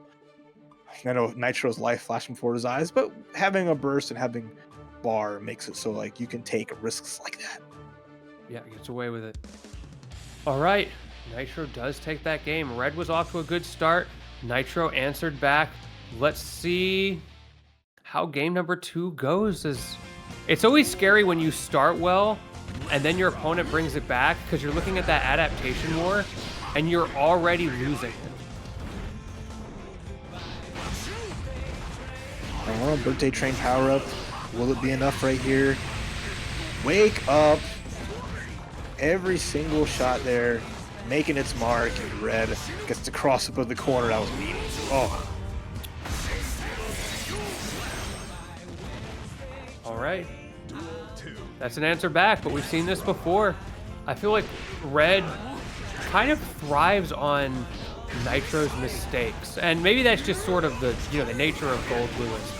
He's trying to bait you into something so he can get the Typhoon Vortex started. But that gives Nitro the license to control the pace a little bit, and that's what he's doing. Okay, now wait a second. Gets to 2S. Not enough for the wall break, but the throw is going to be a good spot. A lot of meter here. Oh, dash back. Are we locked in? Are we countering? Do we do in time? Not quite. And now it's Red's turn. Again, not overextending. Those JDs just have not been effective for Goldlewis in this bracket. So many situations where they're trying to get the combo starter, but it's just so short range. And against a character like Nitro that has those longer range swings on those weapons, it's difficult to make work. So far, though, Nitro's putting in the work. Late overhead. Gets the big hit against Red, who's in the corner here. Has the burst, has a little bit of bar. Gets the IB against the 5K, or against the 5K, so get the throw in the corner. We got block stun city. Nitro tries to get out, but that just gives you an opportunity for the Thunderbird, an opportunity for another throw, and because you're up against the wall, an opportunity for a super wall break, hard knockdown. One more chance. Nitro gold burst, no backdash. Gets Ooh, the close slash. That's a big hit, but I mean, Red has all this bar, has all this time. Can just walk it down, no problem. Does use the burst. I didn't think you were going to be able to get that off at all. I love the PRC trying to slide into the DMs, but Red is there to knock you back out. Yeah, 2P anti-air on the other side. Catching the fly and just there. That's not a safe landing zone, friend. No, it is not. Just see Leo just scoot through the sky, but no, all it takes is just a little elbow, little bop. It's the beauty of auto turnaround right there. I'll just jab him. It'll probably work out. All right, 1-1 here in this eliminations set between these two heavy hitters here at TNS. Red, Goldlewis, Nitro, Leo. The Chipp is on the bench, I believe in Leo supremacy. Gets that first hit. Goldlewis in the corner. He's in back stance. Okay, Red is ready for it. Unlike Nitro's previous opponents who were really struggling against the movement of that back turn stance. Now Nitro going back and forth, get the DP for the reset of the pressure. Looking pretty good. Great throw timing. Great punish as well. Trying to get Red to press a button and then killing him. Right. Red, I mean, still has a burst here. If they find a significant challenge hit and they hit again, I could see them trying to be a hero here, make it count. YRC, those good for Nitro. Waiting their time. Try to go for a jump, dash and slash, but the jump in too strong, and Red should be able to get the round here. We do finally see that JD putting in work. Again, it's just the reminder of why do these players keep going for an option that keeps getting beaten out? Because when you get it right, they die for it. And a great burst spot from Red. Using it very early just to keep Nitro from getting the momentum. If it goes to a round 3, he's going to be able to get that burst back, no problem. There's the anti-air, the cross-up, the damage. Oh my gosh. Ooh, I love getting tricky with it, but Nitro was ready. However, speaking of damage, this time it's Chipp damage. Nitro going for that more classical damage, starting to rack up, and another knockdown. All right, dashing into the 2K though, gotta wait. But knocking on the door to Goldlewis. Putting Red in the corner, Red finds the 5P, hold the phone. Thunderbird's there, hold this mix, can you survive? Oh, well, there goes all your resources. The burst is back, though, for Red. Waits just a little bit, goes for the hero burst. Was it worth it? You really thought about it, still decided to go for that option, and unfortunately doesn't work out as Nitro gets the fireball. Yeah, the S fireball, too. If it was the H, it would have been perfect for Red, would have recovered in time. But immediate hit into the Typhoon. That's half your life gone. So much FD usage as well. All your tension is gone. Look at that. Hasn't got an opportunity. Wow, Red has been able to use it in spades. Finally turning it around. Now you got tension. Now you got an opportunity. Goes for the throw. Trying to cross up, but you get backdashed on. Back in the corner. DP out. They are swinging right now. The RC off that early hit. No burst here for Red, but the wall break doesn't go for Super. Super from Nitro could have finished the job. Red still has a chance here. They have a burst as well. Oh. Into the beam, gets the game, but the Super against the White Wild Assault to throw. Oh my Through goodness. all, my invincibility is as good as yours, and your White Wild Assault loses to grabs. Come here. What a way to finish that round. Wow. So many invincible moves coming out in those dying moments. Both of them praying for the Ex Machina to save them from that scrap.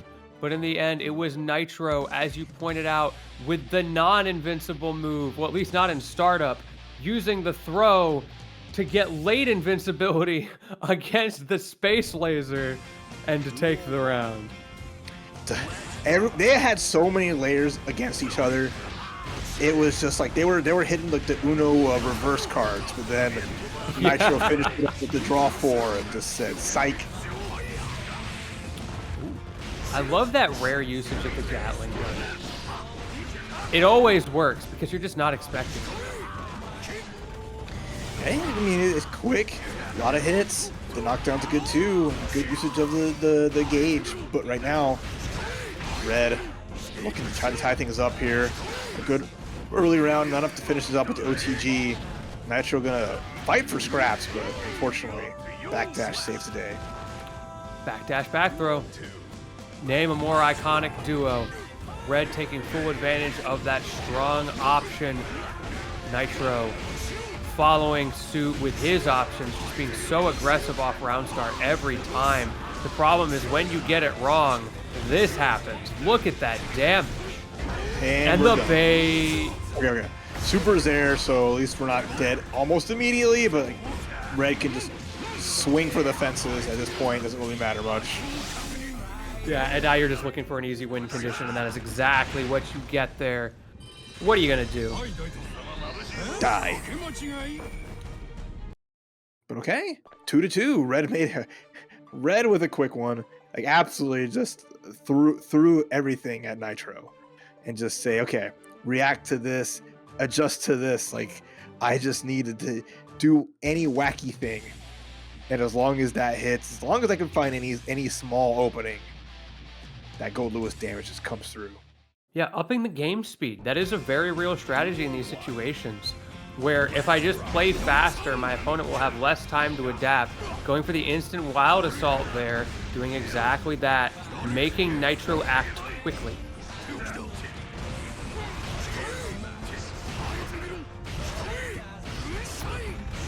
and now we are in block jail. Ooh, no cross-up that time. I like that mix-up. Has been going for cross-ups in a lot of those situations. PRC to keep him safe, but not safe enough, as Nitro needs to keep him locked down. Ooh, even in back turn, didn't counter the Wild Assault. So that Thunderbird's going to flow through, but it would punish on the sweep, and the overhead is going to let Nitro get a nice wall break. Give me that positivity. No negativity overhead here, we're all smiles. That also, the overhead you called out coming the moment that Red dropped FD, and now you are paying for it so hard. Does extend the super. If you got it, flaunt it. Closing it out, now giving Red maybe a taste of his own medicine. Right, match point. Red has to get this round, needs to be able to escape being eliminated at 7th place, as Nitro is now just dancing, dashing in, out, gets hit by the big jump, and has Half-Life gone. The Black Rabbit with the sub, thank you so much. Well, this is exactly what we're talking about. That half-life turning into a quarter life, turning into a 5th life, turning into an 1/8 of your life, and one more throw will do it as we steal the round away. It is another last game, last round battle here as Nitro takes first blood. But Red, not deterred, running him down. No fear in this man with a juicy counter hit. We are still holding forward, and the moment you DP, that's when he holds back the other way. And that's big damage there. Yeah, you got a burst. Yeah, you have a last chance. There's the block. Boom goes the dynamite. Rode off really big there. So Odriman is going to be a fun. We'll see what they can do. I'm excited with that kind of pedigree and that record. It should be exciting. You know what else I'm excited for? New characters. Getting to see Giovanna on the stream as well. We are continuing in our trend of showing how many characters can do it in this meta. Of course, Faust, a personal favorite of mine, but always cool to see what people can do with something special for themselves. Already kicking to the curb. Thank you, NYC Bruno, for the $5. Putting us up to $39.19. That's enough to buy you a haircut. And Odriman bringing it out here. A quick snip. Exclamation point Matcherino if y'all want to help with that, as Odriman does the classic.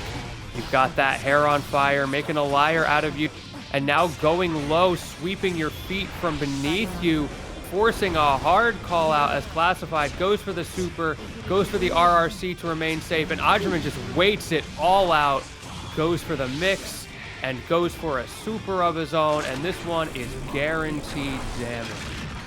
Now, beautiful. Beautiful, just patience blocking it out. Saw the Soul Nascenche. Got the anti-air full combo. That was little details showing, okay, I don't see this matchup too often, but I can tell Odriman has the minutia down, has the small details to see Classified. Dashing in, trying to navigate in. So far, taking a lot of damage for him. I feel like Odriman is just punishing Classified's honesty right now. He is playing an absurdly dishonest character.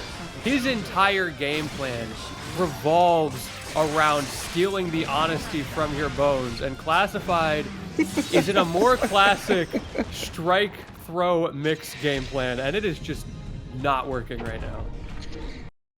And then, whew, quick. We are out of here. No, he playing it fast. That's the big thing, right? You look at it, it's like, you know, Faust has range, has items, wants to play the zoning game, wants to keep characters at bay. No, he wants to go in, he'll go in. As Odriman finding like a chance of just saying, all right, I'm getting Classified to second guess their approach. It's time to just run it down mid. Yeah, well, let's see if that ends up working out. This time around does force out the burst, but Mini Faust is here to play. Always a scary proposition, gets away with a dive kick, goes for the golf swing as well. So many buttons starting to come out. This is where Classified has to be really careful, and the super is going to give you the iframes you need to get past that bomb. Yeah, I mean, making sure you broke the wall before the bomb exploded. That timing was immaculate. Very important. Literally great a overhead.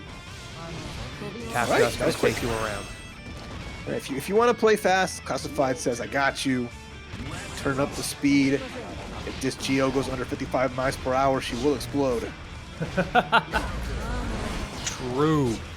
Aggressive burst keeping you in the corner. Odriman's been pretty good at getting out of the corner, though, because of things like that. Having that float in the air makes it very hard for Classified to go for a default game plan, a set play in the corner. Oh no, you guessed wrong on the left-right. From the heavens, Faust comes down, and now it's just this 2K pressure. We're getting a combo here off the counter hit. Not quite. That's tough. Got the trumpet as well, just in case it wasn't enough. We've got a whole army on Odriman's side. Meanwhile, Classified standing alone right now. That final heart, that final round, already starting to slip away. And already Odriman is doing what he does best, getting those setups. But what better way to get out than what we've learned? Just back throw. Oh, catches something too. He's going to scooch right into the Ventania. Big hit. And the knockdown's going to be great here in situation as Classified blocks it out. Waits for the RC. The challenge is there with the RC, excuse me. Nice job. Great timing from Classified. Looks like we are counting it, which makes sense with how long that took. They definitely fought it out completely. Instant burst necessary from Odriman. Classified off to great round starts. And even on that game that we didn't see, just watching the health bars, every round Classified was the one who got the first hit. Okay, get that wall break. Quick hit two, nothing too crazy, but hey, positive bonus means a lot. And we're fishing for that 2-dog. Shout for the mini Faust. Oh, reset! Nice. That's something we've been missing in the last couple of games. Not many afros on display, maybe a relic of the past. We want to bring them back into style. Great usage of that PRC on the overhead scarecrow.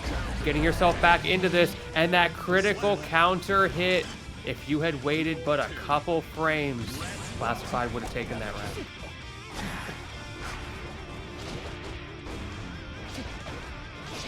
All right. So far, Odriman trying to tie things up and in a good spot to make us have 2-2 here. The air dash is going to whiff. Patience there is waiting for Odriman to make a response. Didn't bite back until they find a strike. Guard break is good, and here we go. Party time. Love that JD, even if you don't have the afro to combust in that situation, but Classified with fantastic defense.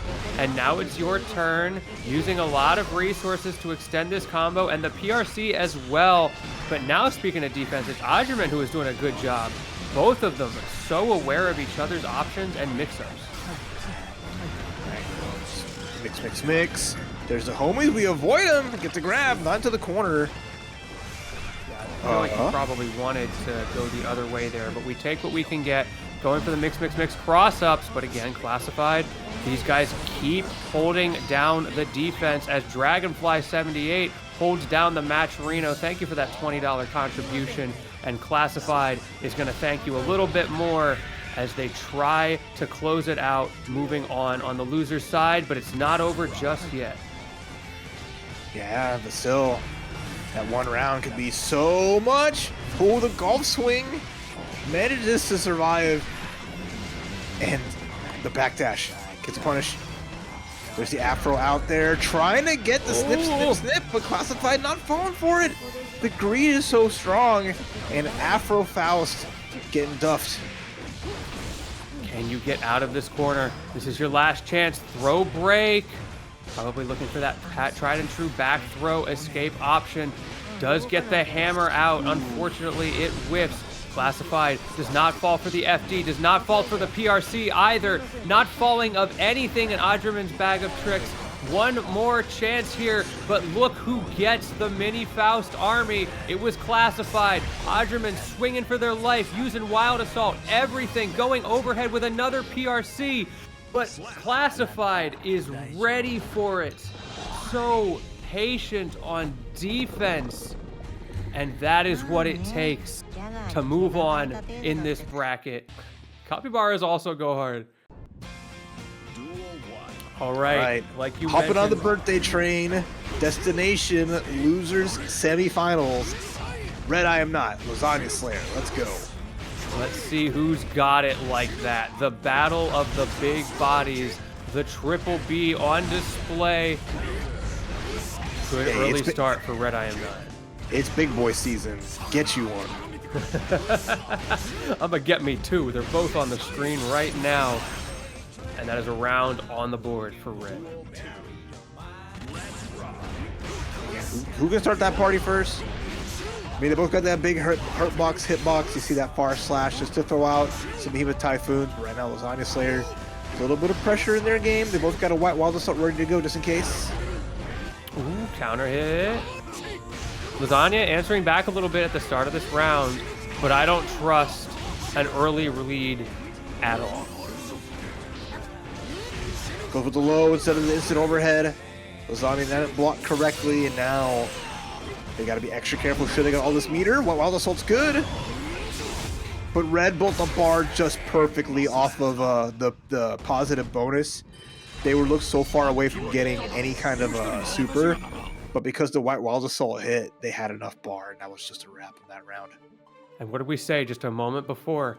The early lead almost doesn't matter. Great response there from Red, getting that round, using the super admirably, giving Lasagna a little bit to think about going into this game number 2. Red maybe didn't have the control all the time, but did have the better answers when they were just scrapping in the neutral, when they were up close and uncomfortable. Well, first hit though, goes to Lasagna Slayer. All right. Spends a little bit of their resources, not too bad here. Almost has a lot of bar as well. The counter hit's gonna get the knockdown. Close slash as well. No burst here from Red. He's gonna eat a bunch of coffin. Oh, yes, you are. That is so much coffin, especially on a character with this much health. Now Red on the back foot, dashing back. Both of them setting up the Thunderbirds, and it kind of goes Lasagna's way because that trade is favorable when you have the advantage, and just try to chip him out. Yeah, nicely done. That's $400,000 worth of chip and a round secured. Costly, but it works. I want to see a meter at the end of the game that just tells you how much taxpayer money went into Goldlewis's kit in that game. And you just you get a rating if you can use more taxpayer money. Okay, wait a minute. Big bonks are coming out with the challenge back. Okay, little elbow, same side. Off to the corner you go. Oh, he pressed. He pressed. And you are dead for it. Too wide for his own good.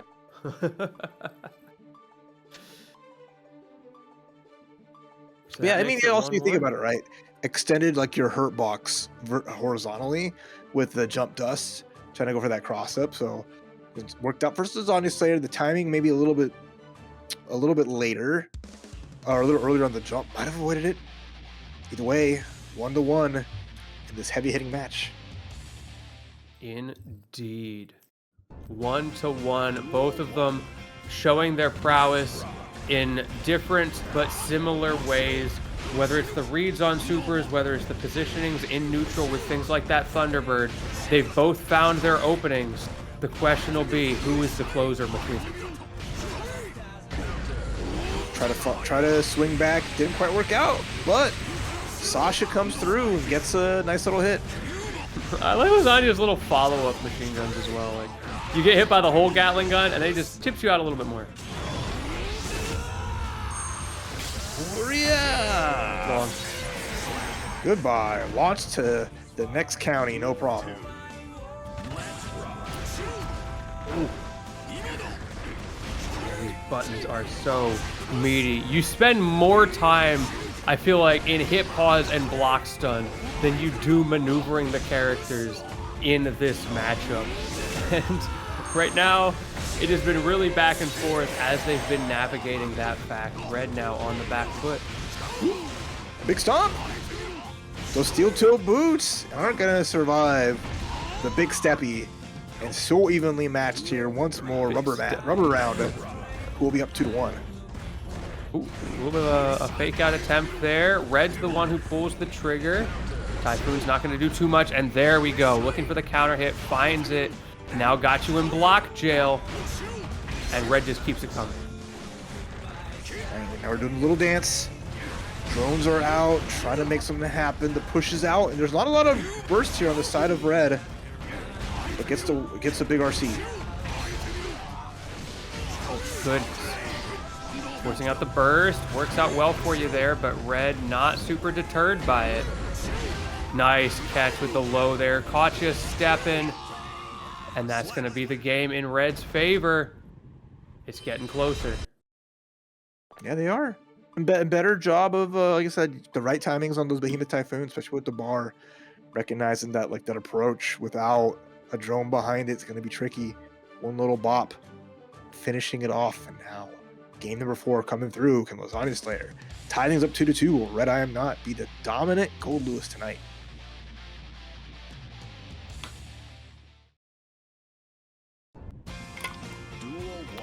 Okay. Round number 1. Round starts very respectful, but the 2P coming out from Red to get the pressure started. It's not even about the combos here. It's just getting that pressure, because eventually they've got to stop blocking. They're trying to break out of jail, but the Warden is here. He is shutting you down. And look at how much damage you took because you got 2P'd in neutral off of round start. As they trade 2Ps, and Red comes out a little bit faster afterwards. Yeah, again, not afraid to put out the Typhoon. That is the defining move here for Goldlewis. And again, every time, Red just content. Don't want to play the normals, just play the range. Okay. All right, Red, calm down. Red knows better than to let Goldlewis play. You're in a situation where, like, man, this character is so rude, is crude, he's swinging a coffin around like no one's business. You got to be first, because if you ain't first, you're last. Did get the burst out, but for what a benefit here, as Red just keeps hunting you down, and that might be a bit of a checkmate super. They're both answering back, but one of them has way less health. But wait a minute, it's Lasagna who comes out on top. He took some tick damage, but it wasn't enough to kill. Still swinging, going for the 5D as well, and now has a chance with the pressure, but no! Red finds the opening. Was patient on the defense. Those guys are scary. But we are getting into it. Looks like we just changed lobbies. The house, a bit more sparse on decorations, but not sparse on gameplay, as Classified and Walter do begin with the expected matchup, and Classified already showing us the patented Geo strike throw mix. And one thing I do know, if anything I learned from TV, is if I run into a polar bear, I'll give it a Coca-Cola. That'll work, right? Yeah. Yeah, you're right. Maybe tell it a joke as well, like Jazz said. All right, so right now, quick anti-air, no escape from this corner, but the YRC into the big boot is going to be a burst out from Walter, who gets the low off the BRC to slow down, forces out something nice.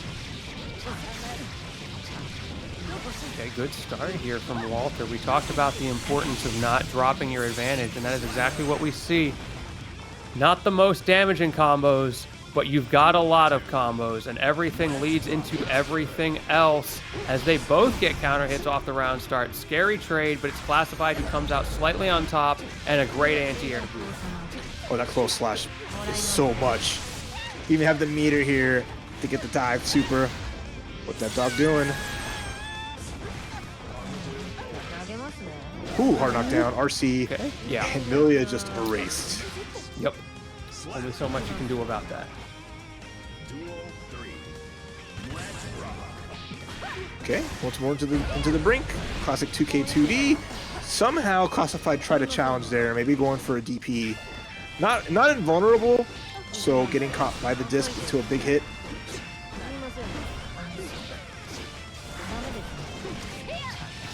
Ooh, great poke there. Air car pressure, disc pressure as well.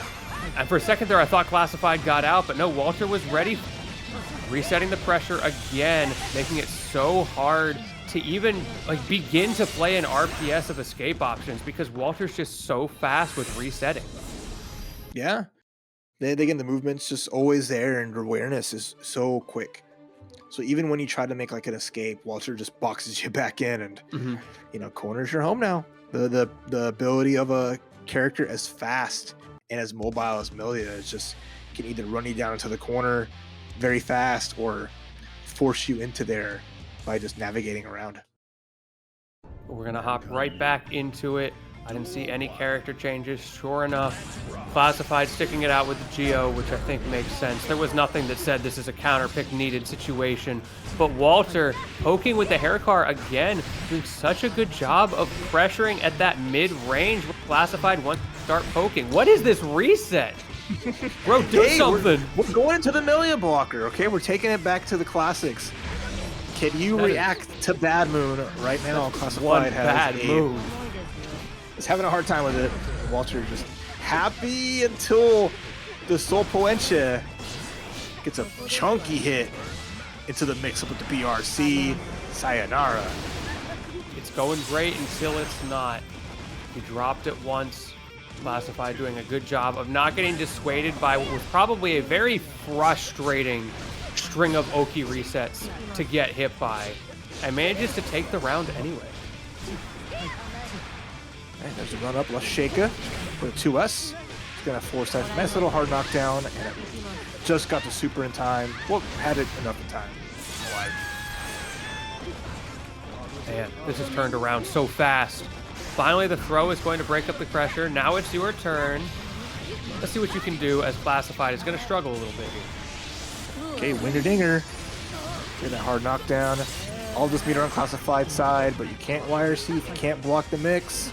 And you even see Walter there going for the jump and then waiting just to see burst is available. Classified going to spend it here. Oh, is that enough? Not quite. Walter tries to jump away, but ends up landing right back into the arms, or the legs, I suppose, in this case, of Classified, who was able to take that round. And it comes down to your ability to do one thing, exactly what we saw. Walter got the pressure string started, and Classified had to survive it. Had to get through that one string of Okies, that one set of disc resets, and the wall break into, again, Oki reset. Classified found the hole and was able to turn it around into a round win. So somehow, when you said the word Okies, I'm just like, is that a cereal? Yeah.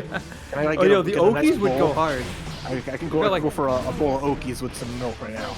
I feel like they've got a really fruity flavor. Right now, Classified. Looking good. Gets both bursts on both sides. Walter trying to be extra careful here. One crazy counter hit could be so spooky. He's compelled to get out of the situation. Small knockdown. Now Classified in the blender. But we talked about it, right? You got to survive the blender. If you can get out of this situation, you're going to be pretty well poised to take the round. And on the other side of things, Walter's job is to not let this Oki, this pressure sequence, end until the round is over. Doing a pretty good job right now. And yes, does succeed. Right, and very good. Winger does it one more time. After going to the round. Things are still tied up here, 1-1. That advantage though. Oh, the charge. Sol Nascenche. Ooh, man, so much damage. You were talking about that damage output from Geo earlier. Here you go. You expended a lot of resources from it, but the beauty is that you get most of them back, especially with that hard knockdown. Classified going for the BRC. BRC answering right back, but the frame advantage is on Geo's side. And Classified takes the round in style. Okay, here we go. One round apiece. The throw's already there. The charge dash in. There's the burst out from Walter. But you can only take so many more of those counter hits. Oh no. We are in the danger zone. One more hit and you're dead. PRC back. Hold on. The defensive play from Walter. That is not where you want to be with this character. Oh. And a big like air dash down using the BRC. gets the hit with a jump K. And classified 2-1. One more game from eliminating Walter and meeting RedIAmNot in loser semis. I'm about to say is like, there's a world out there where 2K 2D from Giovanna is a natural combo on normal hit. And that is one of those things I always wondered, like, I guess I understand why that's not a thing, but you'd think at this point in the game, they would have thrown her a bone. Nah, she doesn't need it. All right, getting into game number 4 here. Walter on the back foot, but has the front foot in offense as you get that 6P. Ooh, neutral skip attempt, but Walter was in the skies. Yeah, try to snipe it with the Soma Sensei, but again, not a huge vertical hitbox on it. And now Walter running through everything here. Great pressure there with the disc. Going for those lows, gets the hair car as well. That hair car has been so good in the hand of Walter this entire tournament. Walter needs to get in the driver's seat. A hair car really needs to find their route, because right now they're still down that game. I think typing up 2-2 will have another big game 5 scenario on our side. Walter definitely fighting for it, making a good statement for it right now. That disc set up into the cross up, the classic, the patented, but Classified is playing such good defense until he's not. You can only guess so many times. Deflect shield begging you to get off, but Walter will not stop. Millia blocker, Strive edition once more, showing that when Walter wants to win, he just puts you in the blender, puts the setting on high, and then just not much you can do at that point. I want to see that guy from the YouTube comments, the down player, try to downplay what we just saw. Don't. I'm invoking That's something him. like, you're invoking somebody who will find a way. All right, that is a person with a mission, and they will at you now, and then you've incurred their wrath. So that's more on you than them. Okay, interesting setup attempt there from Walter, hoping that Classified would not press a button in the disadvantage. That time, though, taking advantage of it by just using the bad move, the Artemis coming out as well. That, once again, that's the Walter classic. It cycles through on the mental stack. I'm going to use Artemis 5 times, and then I'm not going to touch it for 3 rounds.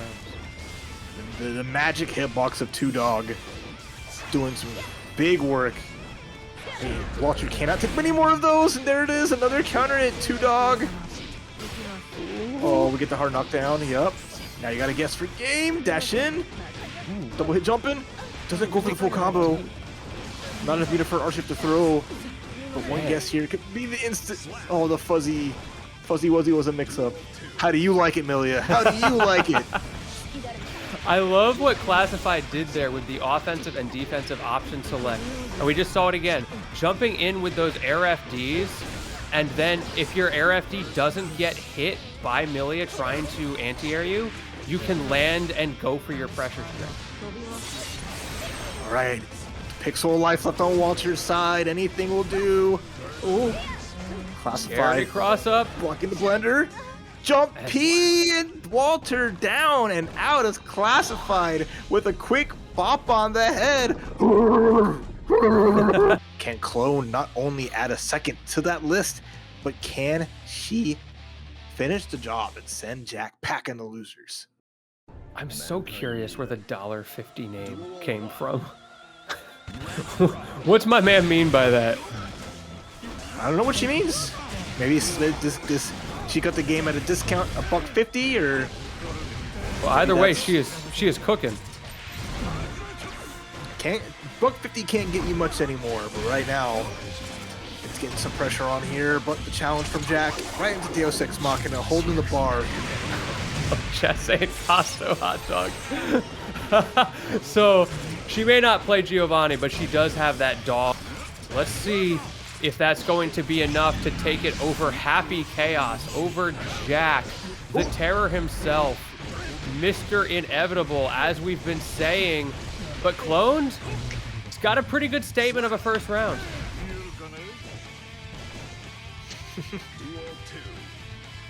Well, you asked the question. Everyone has, I mean, I go to Sam's Club personally, but I do know the legend of the Costco hot dog. You've seen the t-shirts at events, surely. All right, so right now, though, Clone with the first round gets a big bite. And the universal counter, but too far for the extension. Maybe waiting for a burst. It's hard to say. Jack does get out of that scary scenario. Gets the forward throw. I wonder if that was supposed to be a back throw, because now you're back in neutral instead of the corner. But you've got a few bullets to work with, plenty of time to focus up, plenty of time to get this super, and this is the rinse and repeat that Jack thrives off of. Not that you need any sort of repeat, because you can just chip them out, no problem. Yeah, it's hard pressed. The gunshot's good. Both players with burst here on either side. Nice dash, avoiding the far slash. They are waiting. They know. Give each other an inch, but the 6P not going to work against the Goomba Stomp. All right, we got to focus up here, going low, stacking those bullets as well. Beautiful cross up, and now we've got that focus, the micro optimizations from Jack to make sure you have the resources you need for this corner pressure, and more importantly, for the Oki that comes after it. Okay, pile bunker counter hit. There's the burst on the dandy step though. And now you're in a hard spot. We have all the bullets ready to go. Curse is good, and that'll be the round. Oh, you're just gonna get blown up, yeah. As soon as you got that curse on you, it's just so scary. You're watching your health chip away. There's nothing you can do about it, and you're just praying that Jack will mess up. And of course, those pressure strings are flawless. Yeah, again, they're so adept at playing that neutral, which is already really strong with the gunshots, but converting off most any situation and always making sure that they have a bar. So they just need to, with every little errant hit, you will get wall break, you will get hard knockdown, they'll keep the meter flowing and going. Ooh, Game 2. I love it. You got to keep Jack honest. Sometimes I'm just going to swing at you and you have to be ready for it. Ooh, slide into those DMs. I'm waiting for the overhead. This is right around when it usually comes out. Clone is being very careful, not overextending, not overusing those dandy steps, just being consistent. All right, the slidey's good. 5D gets blocked though. Jack's defense, not quite impenetrable, but so hard to significantly stop in the command grab. Big bite. Clone, first round. Just reminding you that they've got that, right? It's a situation where your mental stack can only handle so many options, and she has not been using that command grab up until now. But speaking of mental stack, Jack may be setting one up of his own here. The Jenga tower is falling as Clone gets absolutely exploded off of round start. And double mix into the throw just to ensure we get the finish, no problem. Round up. As with a perfect, Jack ties things. The Virgin went up 2-0. We are listening to Keep Yourself Alive too, because that's Clone knows the mission is to find a way to survive. Now we're seeing the overheads coming out. Clone trying to mix up, but Jack was ready for it. The problem with those aerial overheads, of course, is they're a little bit slower than some of the grounded options. And this is scary. This is the Jack reset. Okay. Nice throw tech on the side. Helter Skelter gets backdash with the RC. Beating up the far slash. Jack, all the meter in the world they need. The Garbric's there. Ooh, Mappa hunch. Whoa! Big counter hit forcing out the burst. Clone, speaking of, about to get a burst of her own. When will she use it? Doesn't get the chance yet.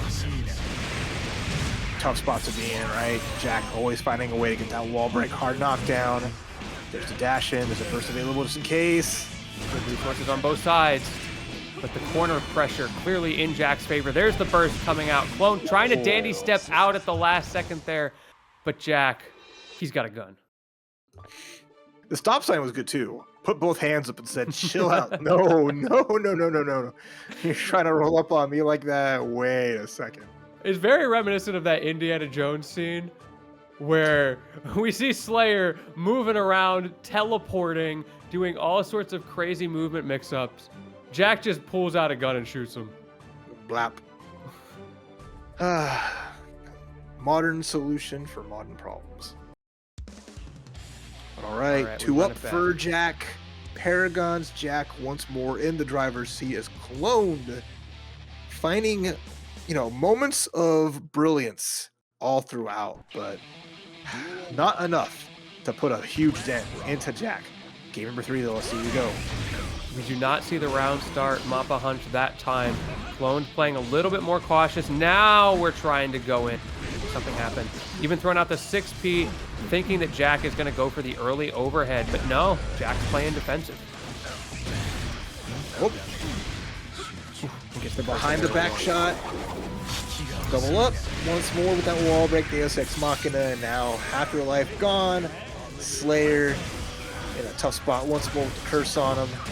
So scary. You are blocking for dear life, but eventually you have to swing. Jack found the timing to get the pressure reset. Here are those loops we were talking about. Tech.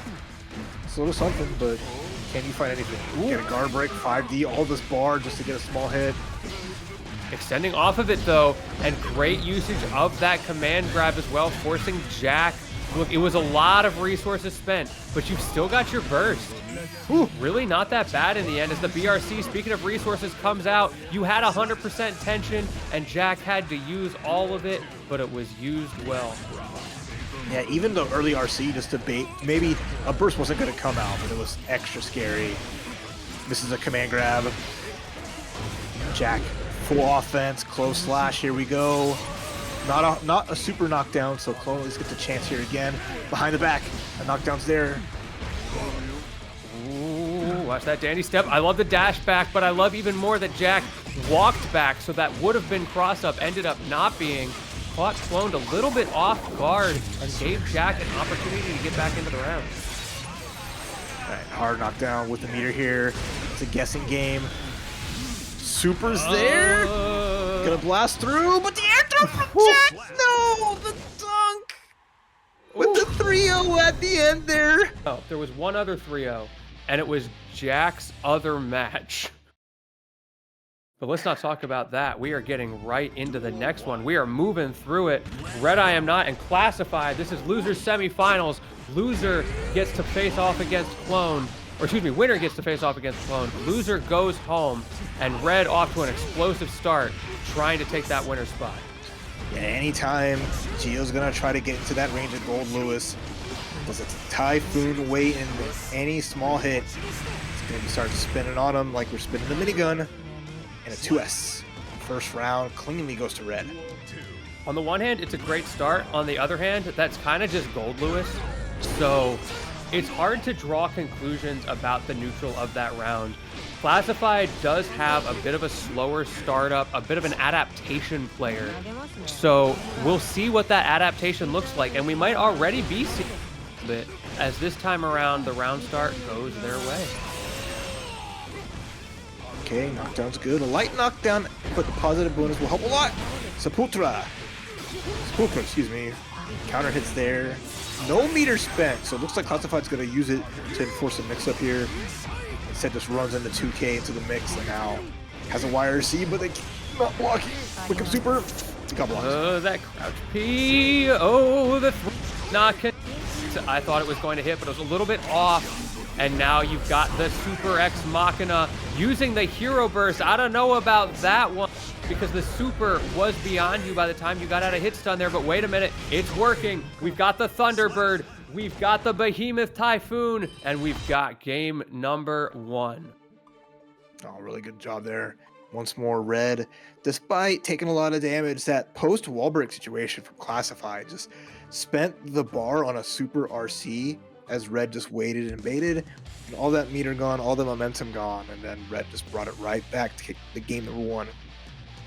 At the usage of that Hero Burst as well, such a risk, but the reward clearly paid off. Who am I to say it was the wrong decision? It's only wrong if it doesn't work, and it clearly did. Red now up a point. He's got a breadstick on the board, but my man's hungry. He went to Olive Garden. He wants some unlimited. Meanwhile, Classified just getting chipped by that Gatling gun. Right. 2K Sepulchre again. Counter hit as well. There's a burst on Red's side. Maybe not eager to spend it yet. If they find a nice little hit to help even things up, they might go for it. But right now, Classified, all the bar in the world, gets to throw RC, should be it. Forget high-low mix. That was just low mix right there. Good stuff to Classified. Mixing things up in a way that nobody expected there. Gets the throw, converts beautifully.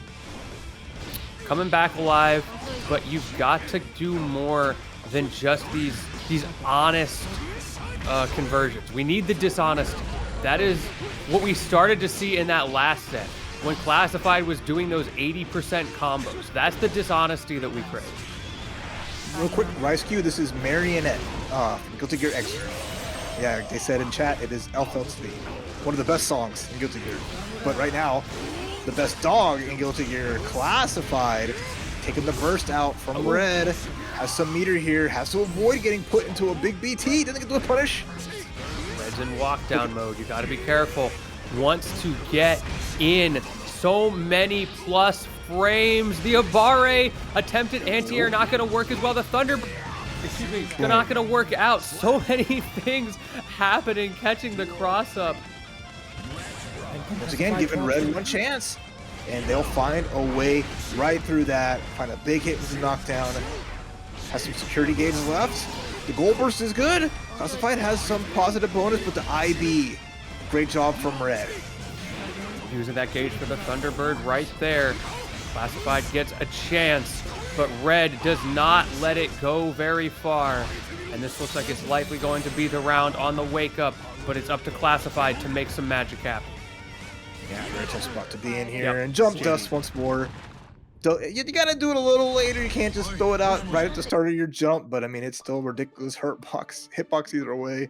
2 up for Red, who is just taking Classified to task. Classified's finding those hits, getting things going, but just hiccups along the way has let Red just snowball. I don't know, the Bears in the background not looking that impressed. Classified's gonna need to find something, gonna need to find the skullduggery, the chicanery that we talked about earlier. Not seeing it just yet as Red immediately goes in, goes for the overhead on the approach. No fear, cross up JD attempt as well, and instantly both bursts are gone. Yeah, it's quick. Counter hits aplenty on both sides. Keeping it safe. Okay, yeah, that Sepulchra has been getting challenged and punished each time by Red, although the wall break. Okay, a little something here. Troval connects. Positive bonuses there too. Classified makes no work with it this time though. Ooh, there's the opening. Great timing there from Classified. Punishing Red for being maybe a bit indecisive and a bit predictable in the neutral.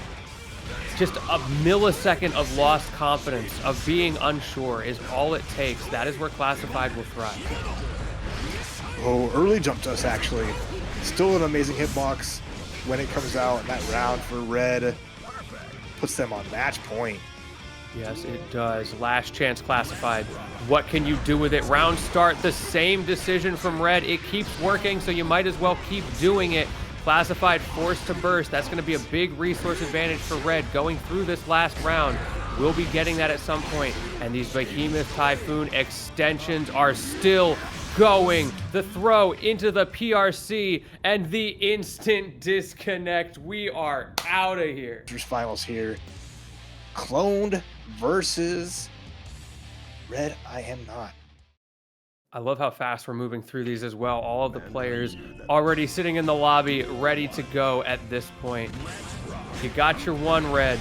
You showed us what a 3-0 can look like, but the question is, can you do it against Clone, who is coming off a hot set? She showed her maneuverability, her evasiveness in that set, and it's going to be very hard for Red to lock her down, to make these big damage combo starters land. Hey, Aaron hits though. If you're Slayer, you still gotta approach Goldlewis. Easier said than done. Swang and just hurling that thing around, and then a big steppy once more. Round up. RedIAmNot. Round start Mappa Hunch. Oh no, he was too honest with it. We'll get there. We saw it earlier. We are seeing the overheads as well. That is something that we didn't see a lot of on Winners Finals, but that it's late is a very important part of the toolkit, and you can see why you get so much off of it. Ooh, try to FD. With the far slash. Makes the magic happen into the reset. Big pile bunker. Perfect right back at you. We're full steam ahead. Both heavy hitters. What a great statement after losing that first round to just perfect your opponent back. Okay, now we're boxing. Great bait on the burst. Red gets an opportunity. We talked about how hard it is to get these big openings against someone like Clones, but when you get them, they hit just as hard. Oh, speaking of hit just as hard, there's a lot of Kool-Aid on the side of Cloned. Has to find a way through this. There's the YRC, pushes Goldlewis away for just a fraction of a second. Bonk. Unfortunately, the 2P check. Red, first game against Cloned. Despite that perfect, Red coming back, having the answers. It is a very volatile matchup, to be sure. Both of these characters do so much damage to each other and can struggle a little bit defensively. So it's no surprise to see 2 rounds go one way and the round being a perfect. It's more about consistency across a 5-game set. So the question will be, who can more consistently get that big neutral win and critically not drop the pressure that they get afterwards? We'll see here. Tall order, but finds the follow-up to the dandy step. Bring Goldlewis back down to earth. And this pressure here looking great, but a 2K to BT is even better. Ooh, there's the reset. It's not going to be quite... Well, maybe with the wall break. Yes, it is just barely enough. The wall break going to put you over the edge there. And that is a round on Red's side. That was fast. That's a ceiling break. That went like straight through the roof. Yeah. Tough that was like... here. That wasn't quite a 1-touch or a 2-touch. That was like a 1.1 touch round. Ooh. Oh, pile bunked our way into a drone. And a big jump dust. This is pressure relentless. Red has to corner and clone all she can do. Just like previous situations. That Thunderbird is not about getting a combo starter. It's about forcing him to block against Goldlewis's different kind of stagger pressure. Forcing that stagger, forcing that chip. Now Clone does get out. Now it's your turn. We're going to see maybe one more cross-up reset. Yes, we are. Doesn't even need to reset. Just straight into the combo. And is going to confirm into the super just fine. All the tension there. It works. You want to send this man packing across the sky. Clone. With the meter, even if Red blocked, would have forced a mix-up afterwards into potential kill. Right now, Clone slugging it out. Early wall break. Huge for her. She's trying to tie things up 1-1. But a soft knockdown and a burst on Red's side makes it scary. There's the BT. Oh. You see Red going for the dash backs at that point, wanting to actually slow down the neutral a little bit. Deflect shield doing absolutely nothing. Clone. That's been a bit of a pattern. I feel like the deflect shields have been a great idea in theory. Nice wild assault. But the deflect shields from everybody I've seen them trying to use in bracket today have not been working very well. The pressure resets are just so strong. The game is mean. There's so many things carry momentum in them. Yeah. So you can just negate the effect of the flex shield. Like, okay, cool, you pushed Goldlewis away, but Goldlewis is still in range for another Behemoth Typhoon just because of the fact that it just goes as far as your imagination. Arxis saw Cold Shoulder and thought, what if everything did that? All right, 2 games up. RedIAmNot, Clone on her last chance here in losers finals to get that run back against Jack. It's going to be a tall order. Great defensive reads from RedIAmNot, but it can only take you so far. It just takes one opening and the RRC into the wall break. Look at how much health you lost just from that interaction. Oh, I think you pressed. Yeah. Sure enough. Get off of me. It's not a lot of damage relative, but it does break up the pressure. Unfortunately for you, Clone's got plenty of pressure in the back. Little bit of dandy stepping towards you, and that's going to be a round. Right. Need more than that, though. mean, like pennies make dollars, rounds become games, universal counters. Red is just trying to swing. Instead, super ultra mappa hunchy, not quite dead on time, but might be on time to get a game. Okay, that deflect shield again, but it just gives free license to set up that Thunderbird, and Cloned wisely waiting it out. Got the 5D, but nothing after it because you had no tension left. But it's fine. We got it anyway. What a hit. Yeah, that little backdash strike, unsafe in some aspects, but a great pick there against the BT and Cloned on the board. Being on the board goes a long way for the mental here, especially after how some of those early rounds went, just the nature of Goldlewis, right? You feel like you're so overwhelmed. The pressure is so strong against you. But Cloned found a couple of critical resets, and also in the neutral was much more consistent at getting around that Thunderbird, which was kind of a free neutral win for RedIAmNot in the first couple of games. We'll see. Another early round start. Cloned has not taken Red's burst yet. And manages to fly out of the corner, and we've seen what happens once you're in this position. Even a 6P is not going to save you, but a back throw. Here we go. Saved enough tension as well for that RRC. Did not overuse FD on defense.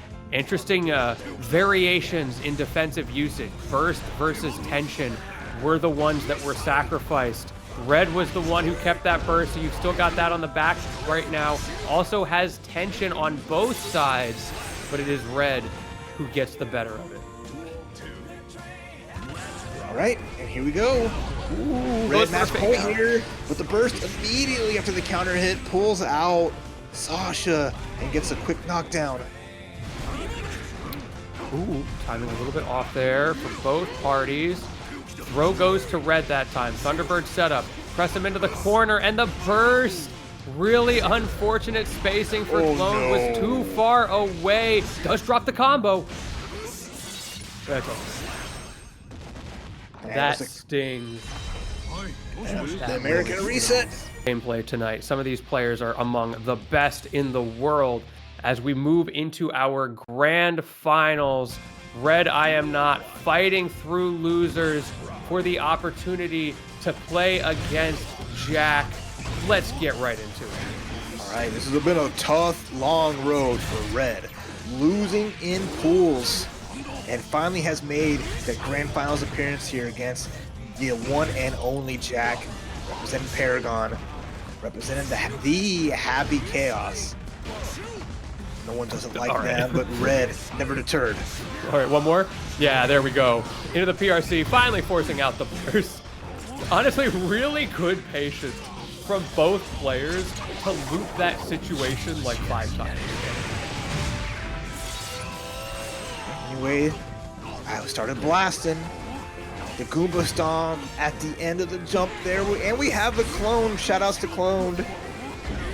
Put the block on the YRC, and it's going to be Jack losing that first round. Yeah. Good stuff to Red with the early lead, but that's the Red Classic. Red always wins round number 1, regardless. And then from there, it can go any way. It could be a 3-0. It could be a Game 5 last round. Let's see how Jack adapts. There's a reason he's on winner's side. Bam! Time to loop him and scoop him, and this is going to be tough as Red is in the tough spot here. Yeah, we don't have Curse available yet, but there it is, and we can happily just walk down the drone. It's crazy to think about the run that got us here. The amount of mental energy that RedIAmNot has already expended to go all the way from losers top 24 to grand finals. What a run, but Jack trying to cut it short as he gets around on the board. Despite what you want to try, tap dust shot too strong. As many as you can block, there's always a frame trap. There's always something you got to deal with. Right now, Thunderbird setups. Let's see how Jack deals with them. The answer seems to be Not great. Kind of crossed yourself up, though, and this is a really bad spot. That small mistake could be taking a mile. The throw reset as well, getting a couple more bullets in the chamber, focusing up for this final hit with the super. So that delay, for seeing like just the weight, Red whipping the throw, a big grab from Jack, who up backs, gets out from the BT, even blocks out the White Wild Assault. I guess gets caught that time in the corner, but far slash. RC, charge dust into a gunshot corner-to-corner combo with meter. This should be it. I don't know if we're going to get the meter, though. Might as well. Well, I guess didn't want to waste time. Jack wants to go right into the next round. Good awareness of where you are in the damage window as well. I'm definitely the kind of guy who just makes sure and hits meter there, but fair enough. Nah, Jack once more doing what they do best. It's a great spot to be in. Remember, their run here, they just have one loss. One game loss on the board. Not a perfect run, but only getting a slight scratch is a testament to how good they are. I ain't talking about the guilt of your character. Indeed. Forcing out that early burst. I like it from Red to go for it there. However, the fact that you put in that position is not as good. We're gonna see the curse setup. No, we're just going for the bullets, but we only got one bullet in the chamber. JK, now we got 5. Let me reset my extensions. Let me wall-to-wall you once again. And that super should wall break. Sure enough, it does. Loop the pressure. All right. With one to close slash, great backdash from Red. Dodges the curse ball too and is following the drone just to push Jack back. Jack is more than happy to play at this range, avoids the White Wild Assault, and it's time for a party. Yeah, you're just trying to stay. With getting our kicks on for Jack to get that quick round, and we're jumping right into round 2. Jack, 5K into some cash money. And you got a little bit of maybe icing your opponent, hoping that breaking up the momentum can help Red, even if it was unintentional. Red trying to do that walk down pressure that he has been thriving off of this entire tournament. But Jack has the projectiles to deal with it. You can't walk down a gun, but you can bring out a bigger gun. Big jump over, but the whiff on a BT whiffing in the year 2025. I don't believe it. All right, blow him up, blow him up, blow him up. And Jack is looking just fine after that disconnect. More than happy to take another game on the board. And once more, Jack 2 up. 1 game away from being your TNS champion yet again. Continuing on, adding TNS wins into their back pocket, as they have been probably the most winning champion of any game in TNS at this point. It's a very impressive record. I don't know the exact number, but yeah, Jack has been running this bracket. This is payday for Jack. Every Monday, Jack gets a little deposit in the bank from the TNS squad and everybody who signed up for this tournament. But Red is not going to go down without a fight. Hold these plus frames. I dare you to swing out. It is always my turn. All right, though. Red with a big hit, the frog splat. Good shot here to get this round. The back walk shot. Not going to amount to much. With the whiff throw. Uh-oh. Check a chance. Wait a minute. Is it going to be that simple? We've got the curse because there was plenty of time. Going for the super. This is the loop. It all comes down to the loop. Resets the curse. Playing it slow. Getting Red to convert, to spend the resources. That is critical. Because now look at that tension gauge. Ooh. You've got nothing. All you've got is a burst. And I know they don't want to spend it. The last thing they want in the situation.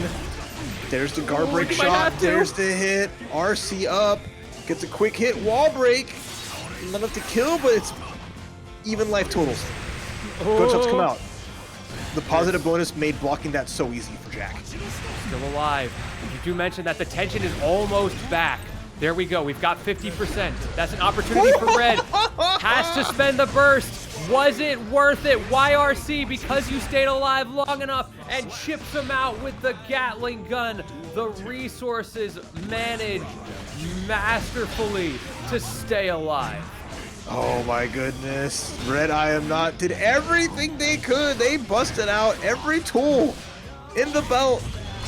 But right now, Jack answers back. Wall break city with the Deus Ex Machina. Your life is just evaporating before your eyes, and Red's chances of winning slowly slipping away.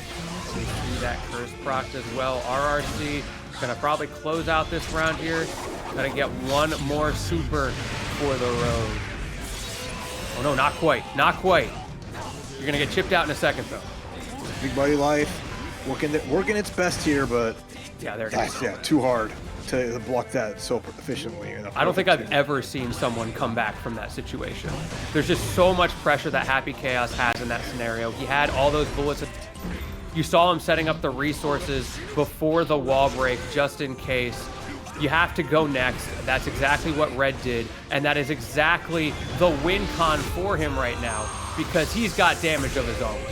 Yeah, Jack spending that Wild Assault earlier means that Red can happily cash out big damage. Hard knockdown, a challenge from Jack. The whip punish, or not quite, but forces Red into block stun, out of bullets here, so Jack needs a miracle to get this bar back. Does have to spend the burst. There you go, you got the bar back. You were talking about the miracle. It has been gifted to you. The Ex Machina coming in the final moments, gets the opening with the low there, and you've got time to not only get bullets, but to go for the super here. This is looking dire for Red. You have to play perfectly. There's the Wild Assault. Knockdown's there, the Charge Tap Dust! We make it through. We bet it all on 5D. Defend this. Yeah, Happy Chaos, double shoot and jerk. And the second game loss on Jack's TNS record tonight has been achieved. RedIAmNot with what feels like a tournament win, but that is just to get a breadstick. The first breadstick in the first set. But he has proven that Jack can bleed. They absolutely have. Now do it again. All right, round number one. You got to take a deep breath. Red in such a stressful scenario because remember, you got sent down to losers in top 24 qualifiers. The amount of stamina required to fight through this. That's right, that's right. And right now, Jack without a burst, picks it out of the corner for sure. But Red with a lot of security gauge, a little bit of meter, and a dream. Ooh, reset those bullets, reset the pressure. Great anti-air, and you have the resources RC there extending back into the corner, but not the resources to extend with another super, which means you're going to have to fight it out, honestly.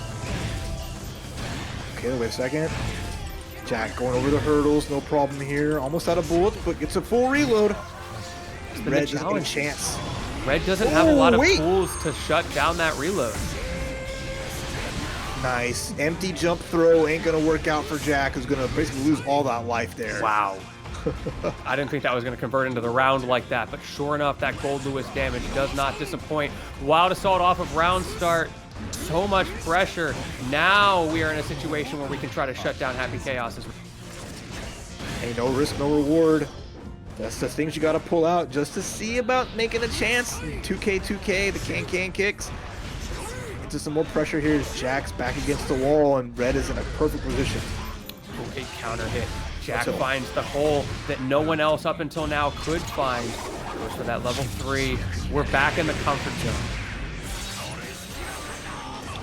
All right, scary stuff though. Hard knockdown's great, but a roll, we haven't seen much rolls in this grand final set between these two. Jack taking it immediately. Double cross up, Deus Ex Machina, we looping.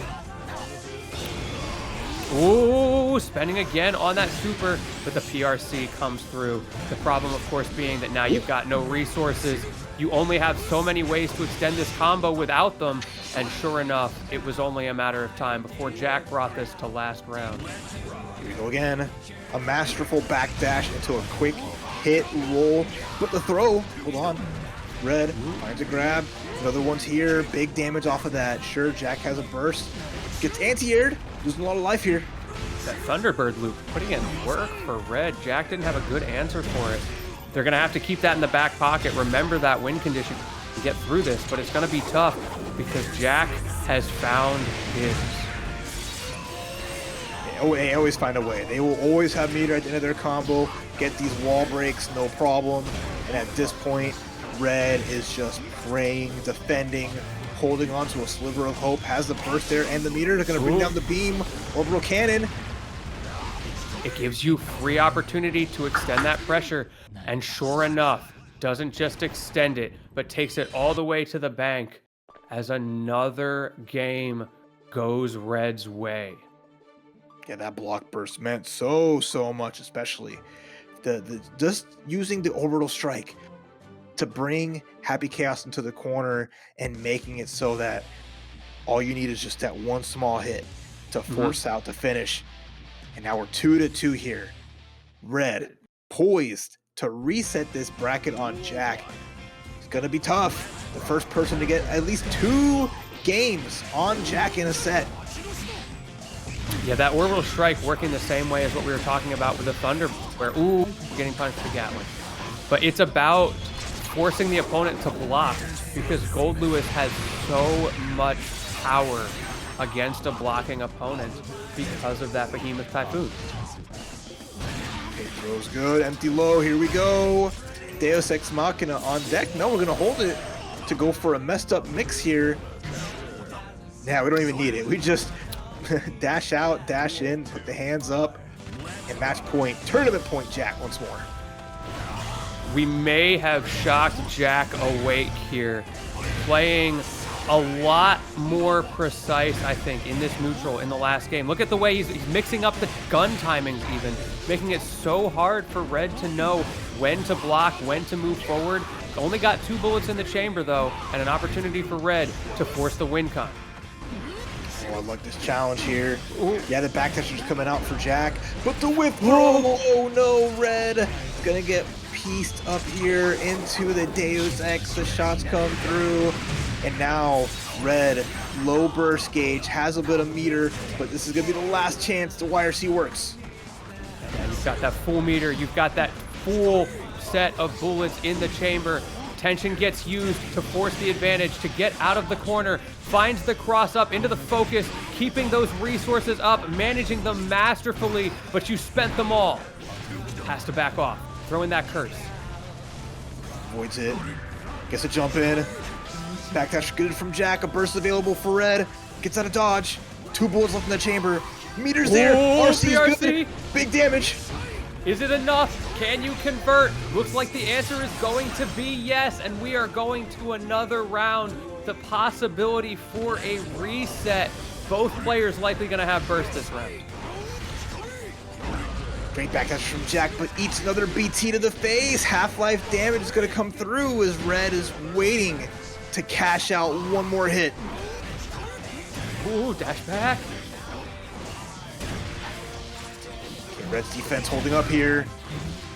We have Deus Ex Machina coming out though, just as you thought.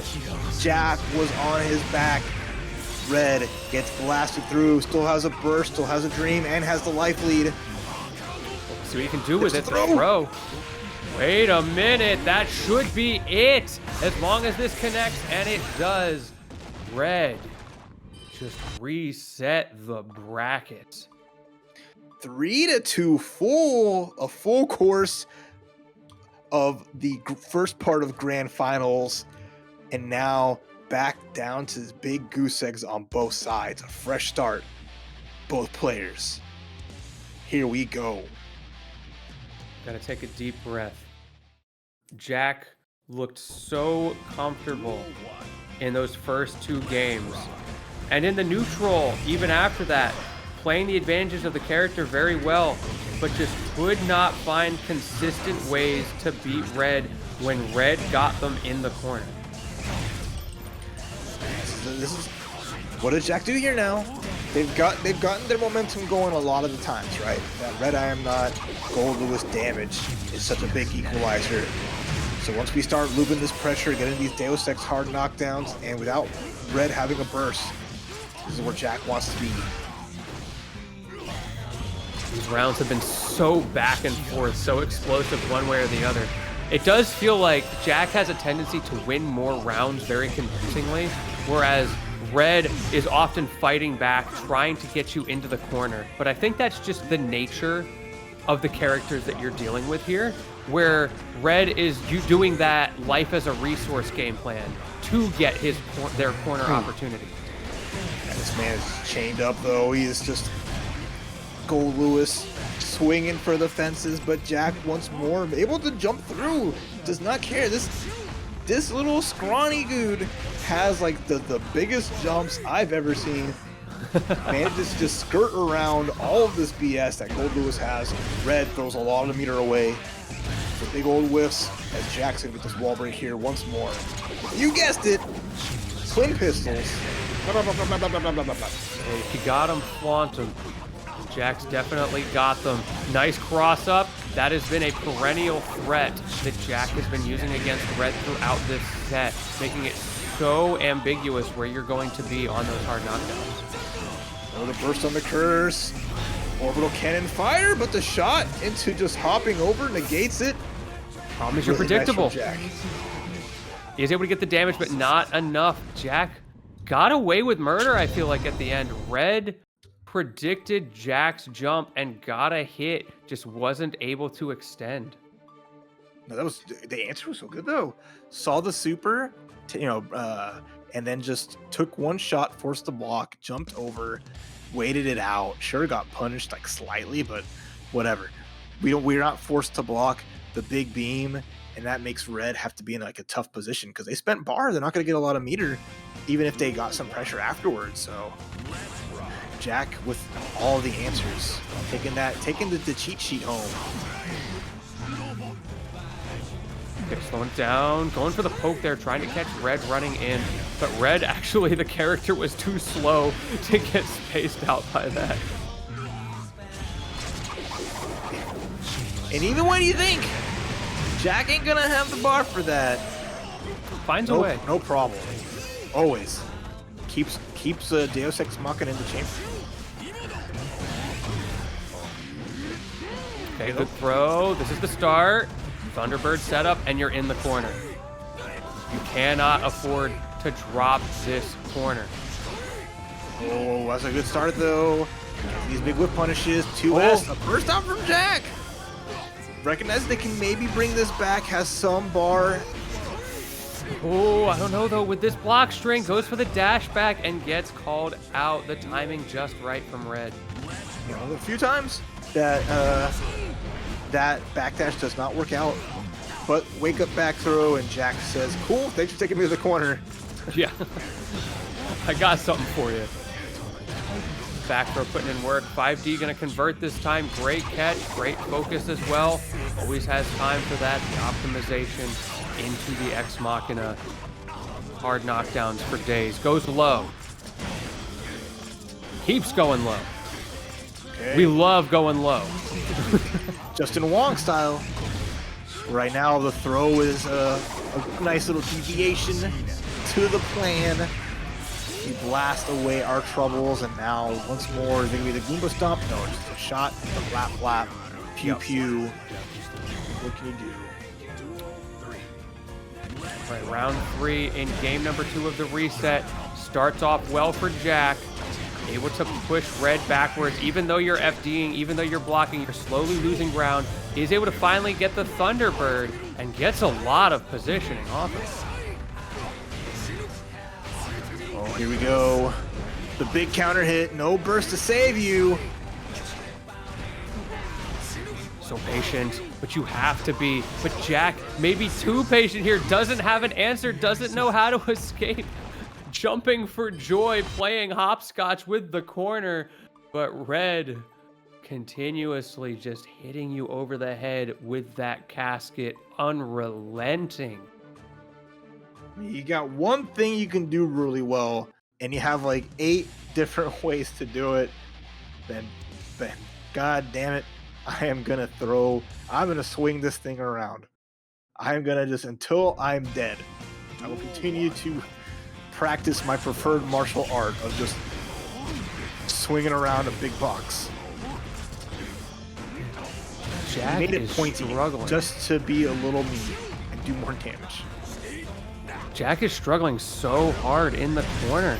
As someone who knows this matchup well, it goes to show how strong that Typhoon pressure is and how good Red is specifically at mixing up the timing. That's why it works so well, because Red's not just mashing. Red is being very precise with when to pull out which button.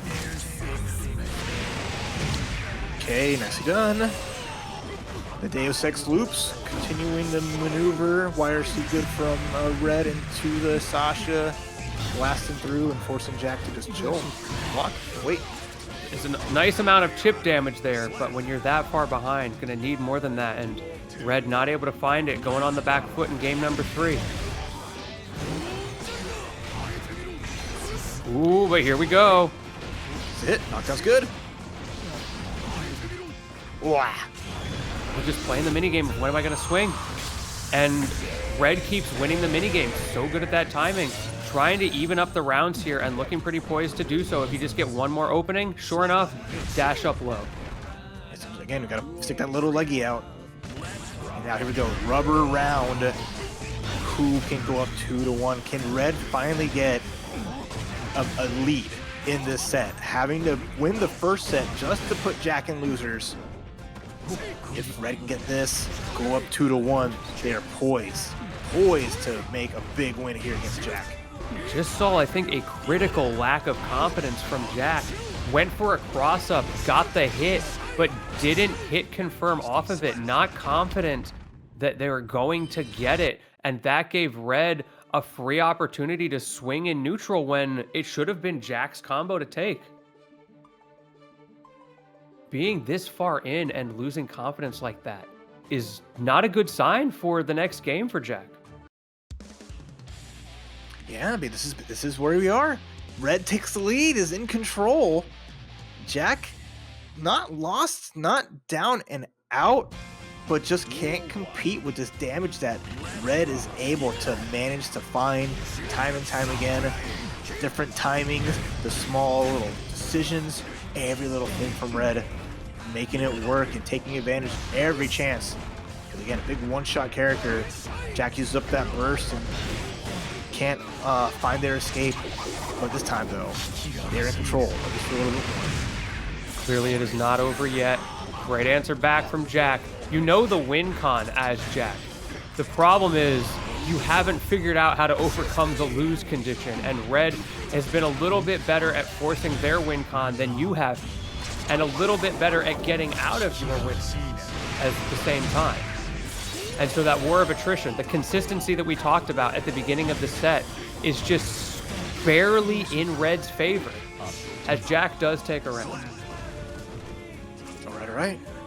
Jack, a little bit more to go if they want to tie things up 2-2. Holding this round is important. Even if they get burst back, that ain't no problem. As Jack would rather be in this position, far enough away from Goldlewis, dictate the pace, quick elbow check. Oh, here we go. Well, the problem of trying to dictate the pace and getting it wrong is instead of going in on Goldlewis, now Goldlewis is in on you. But manages to A.B.A back the other way. Jack in a good spot, in a position to take the game, but the super comes out, but is blocked this time.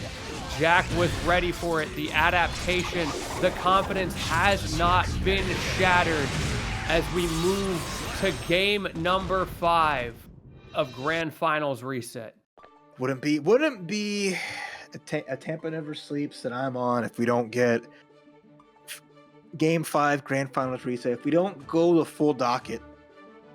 We were flying through top 4 as well. We were doing so well. We had 3-0s, we had a 3-1, but now it is down to the wire. Both of these players want it so bad. Mr. Consistency from Jack trying to hold that record. Meanwhile, Red saying it's their turn, fighting back, knows the matchup, knows how to win this. The question will be, do you have the poise, the stamina, the consistency to overcome Jack, the gauntlet, the happy chaos loop? Okay, Deus Ex Machina already going as Jack is in control once more. The life lead's there. Sure, Red has a burst, but the 5D finds the mark. Time to spin it again. And trying to win it again. It's RedIAmNot in a precarious position. Still has a little bit of life and has some meter, but this is rough. It is. Jack is now at the point where you spend every single mix-up you have in your arsenal. There is no reason to hold back at this point.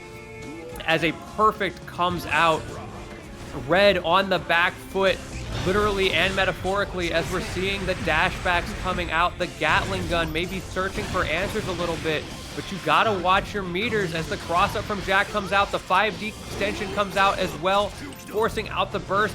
All of the resources on Jack's side right now. All right, walks it down, gets the throw, concentration coming back up. We got 3 bullets, and then we got the dash in. Deus Ex Machina, we're gonna set up a checkmate. RedIAmNot, last chance here. Has a little bit of bar, has half a burst. Can't make any mistakes. Dash in, BRC out, gets a small block. White Wild Assault, no good. Jack in, out of dodge. Zero resources on Red's side.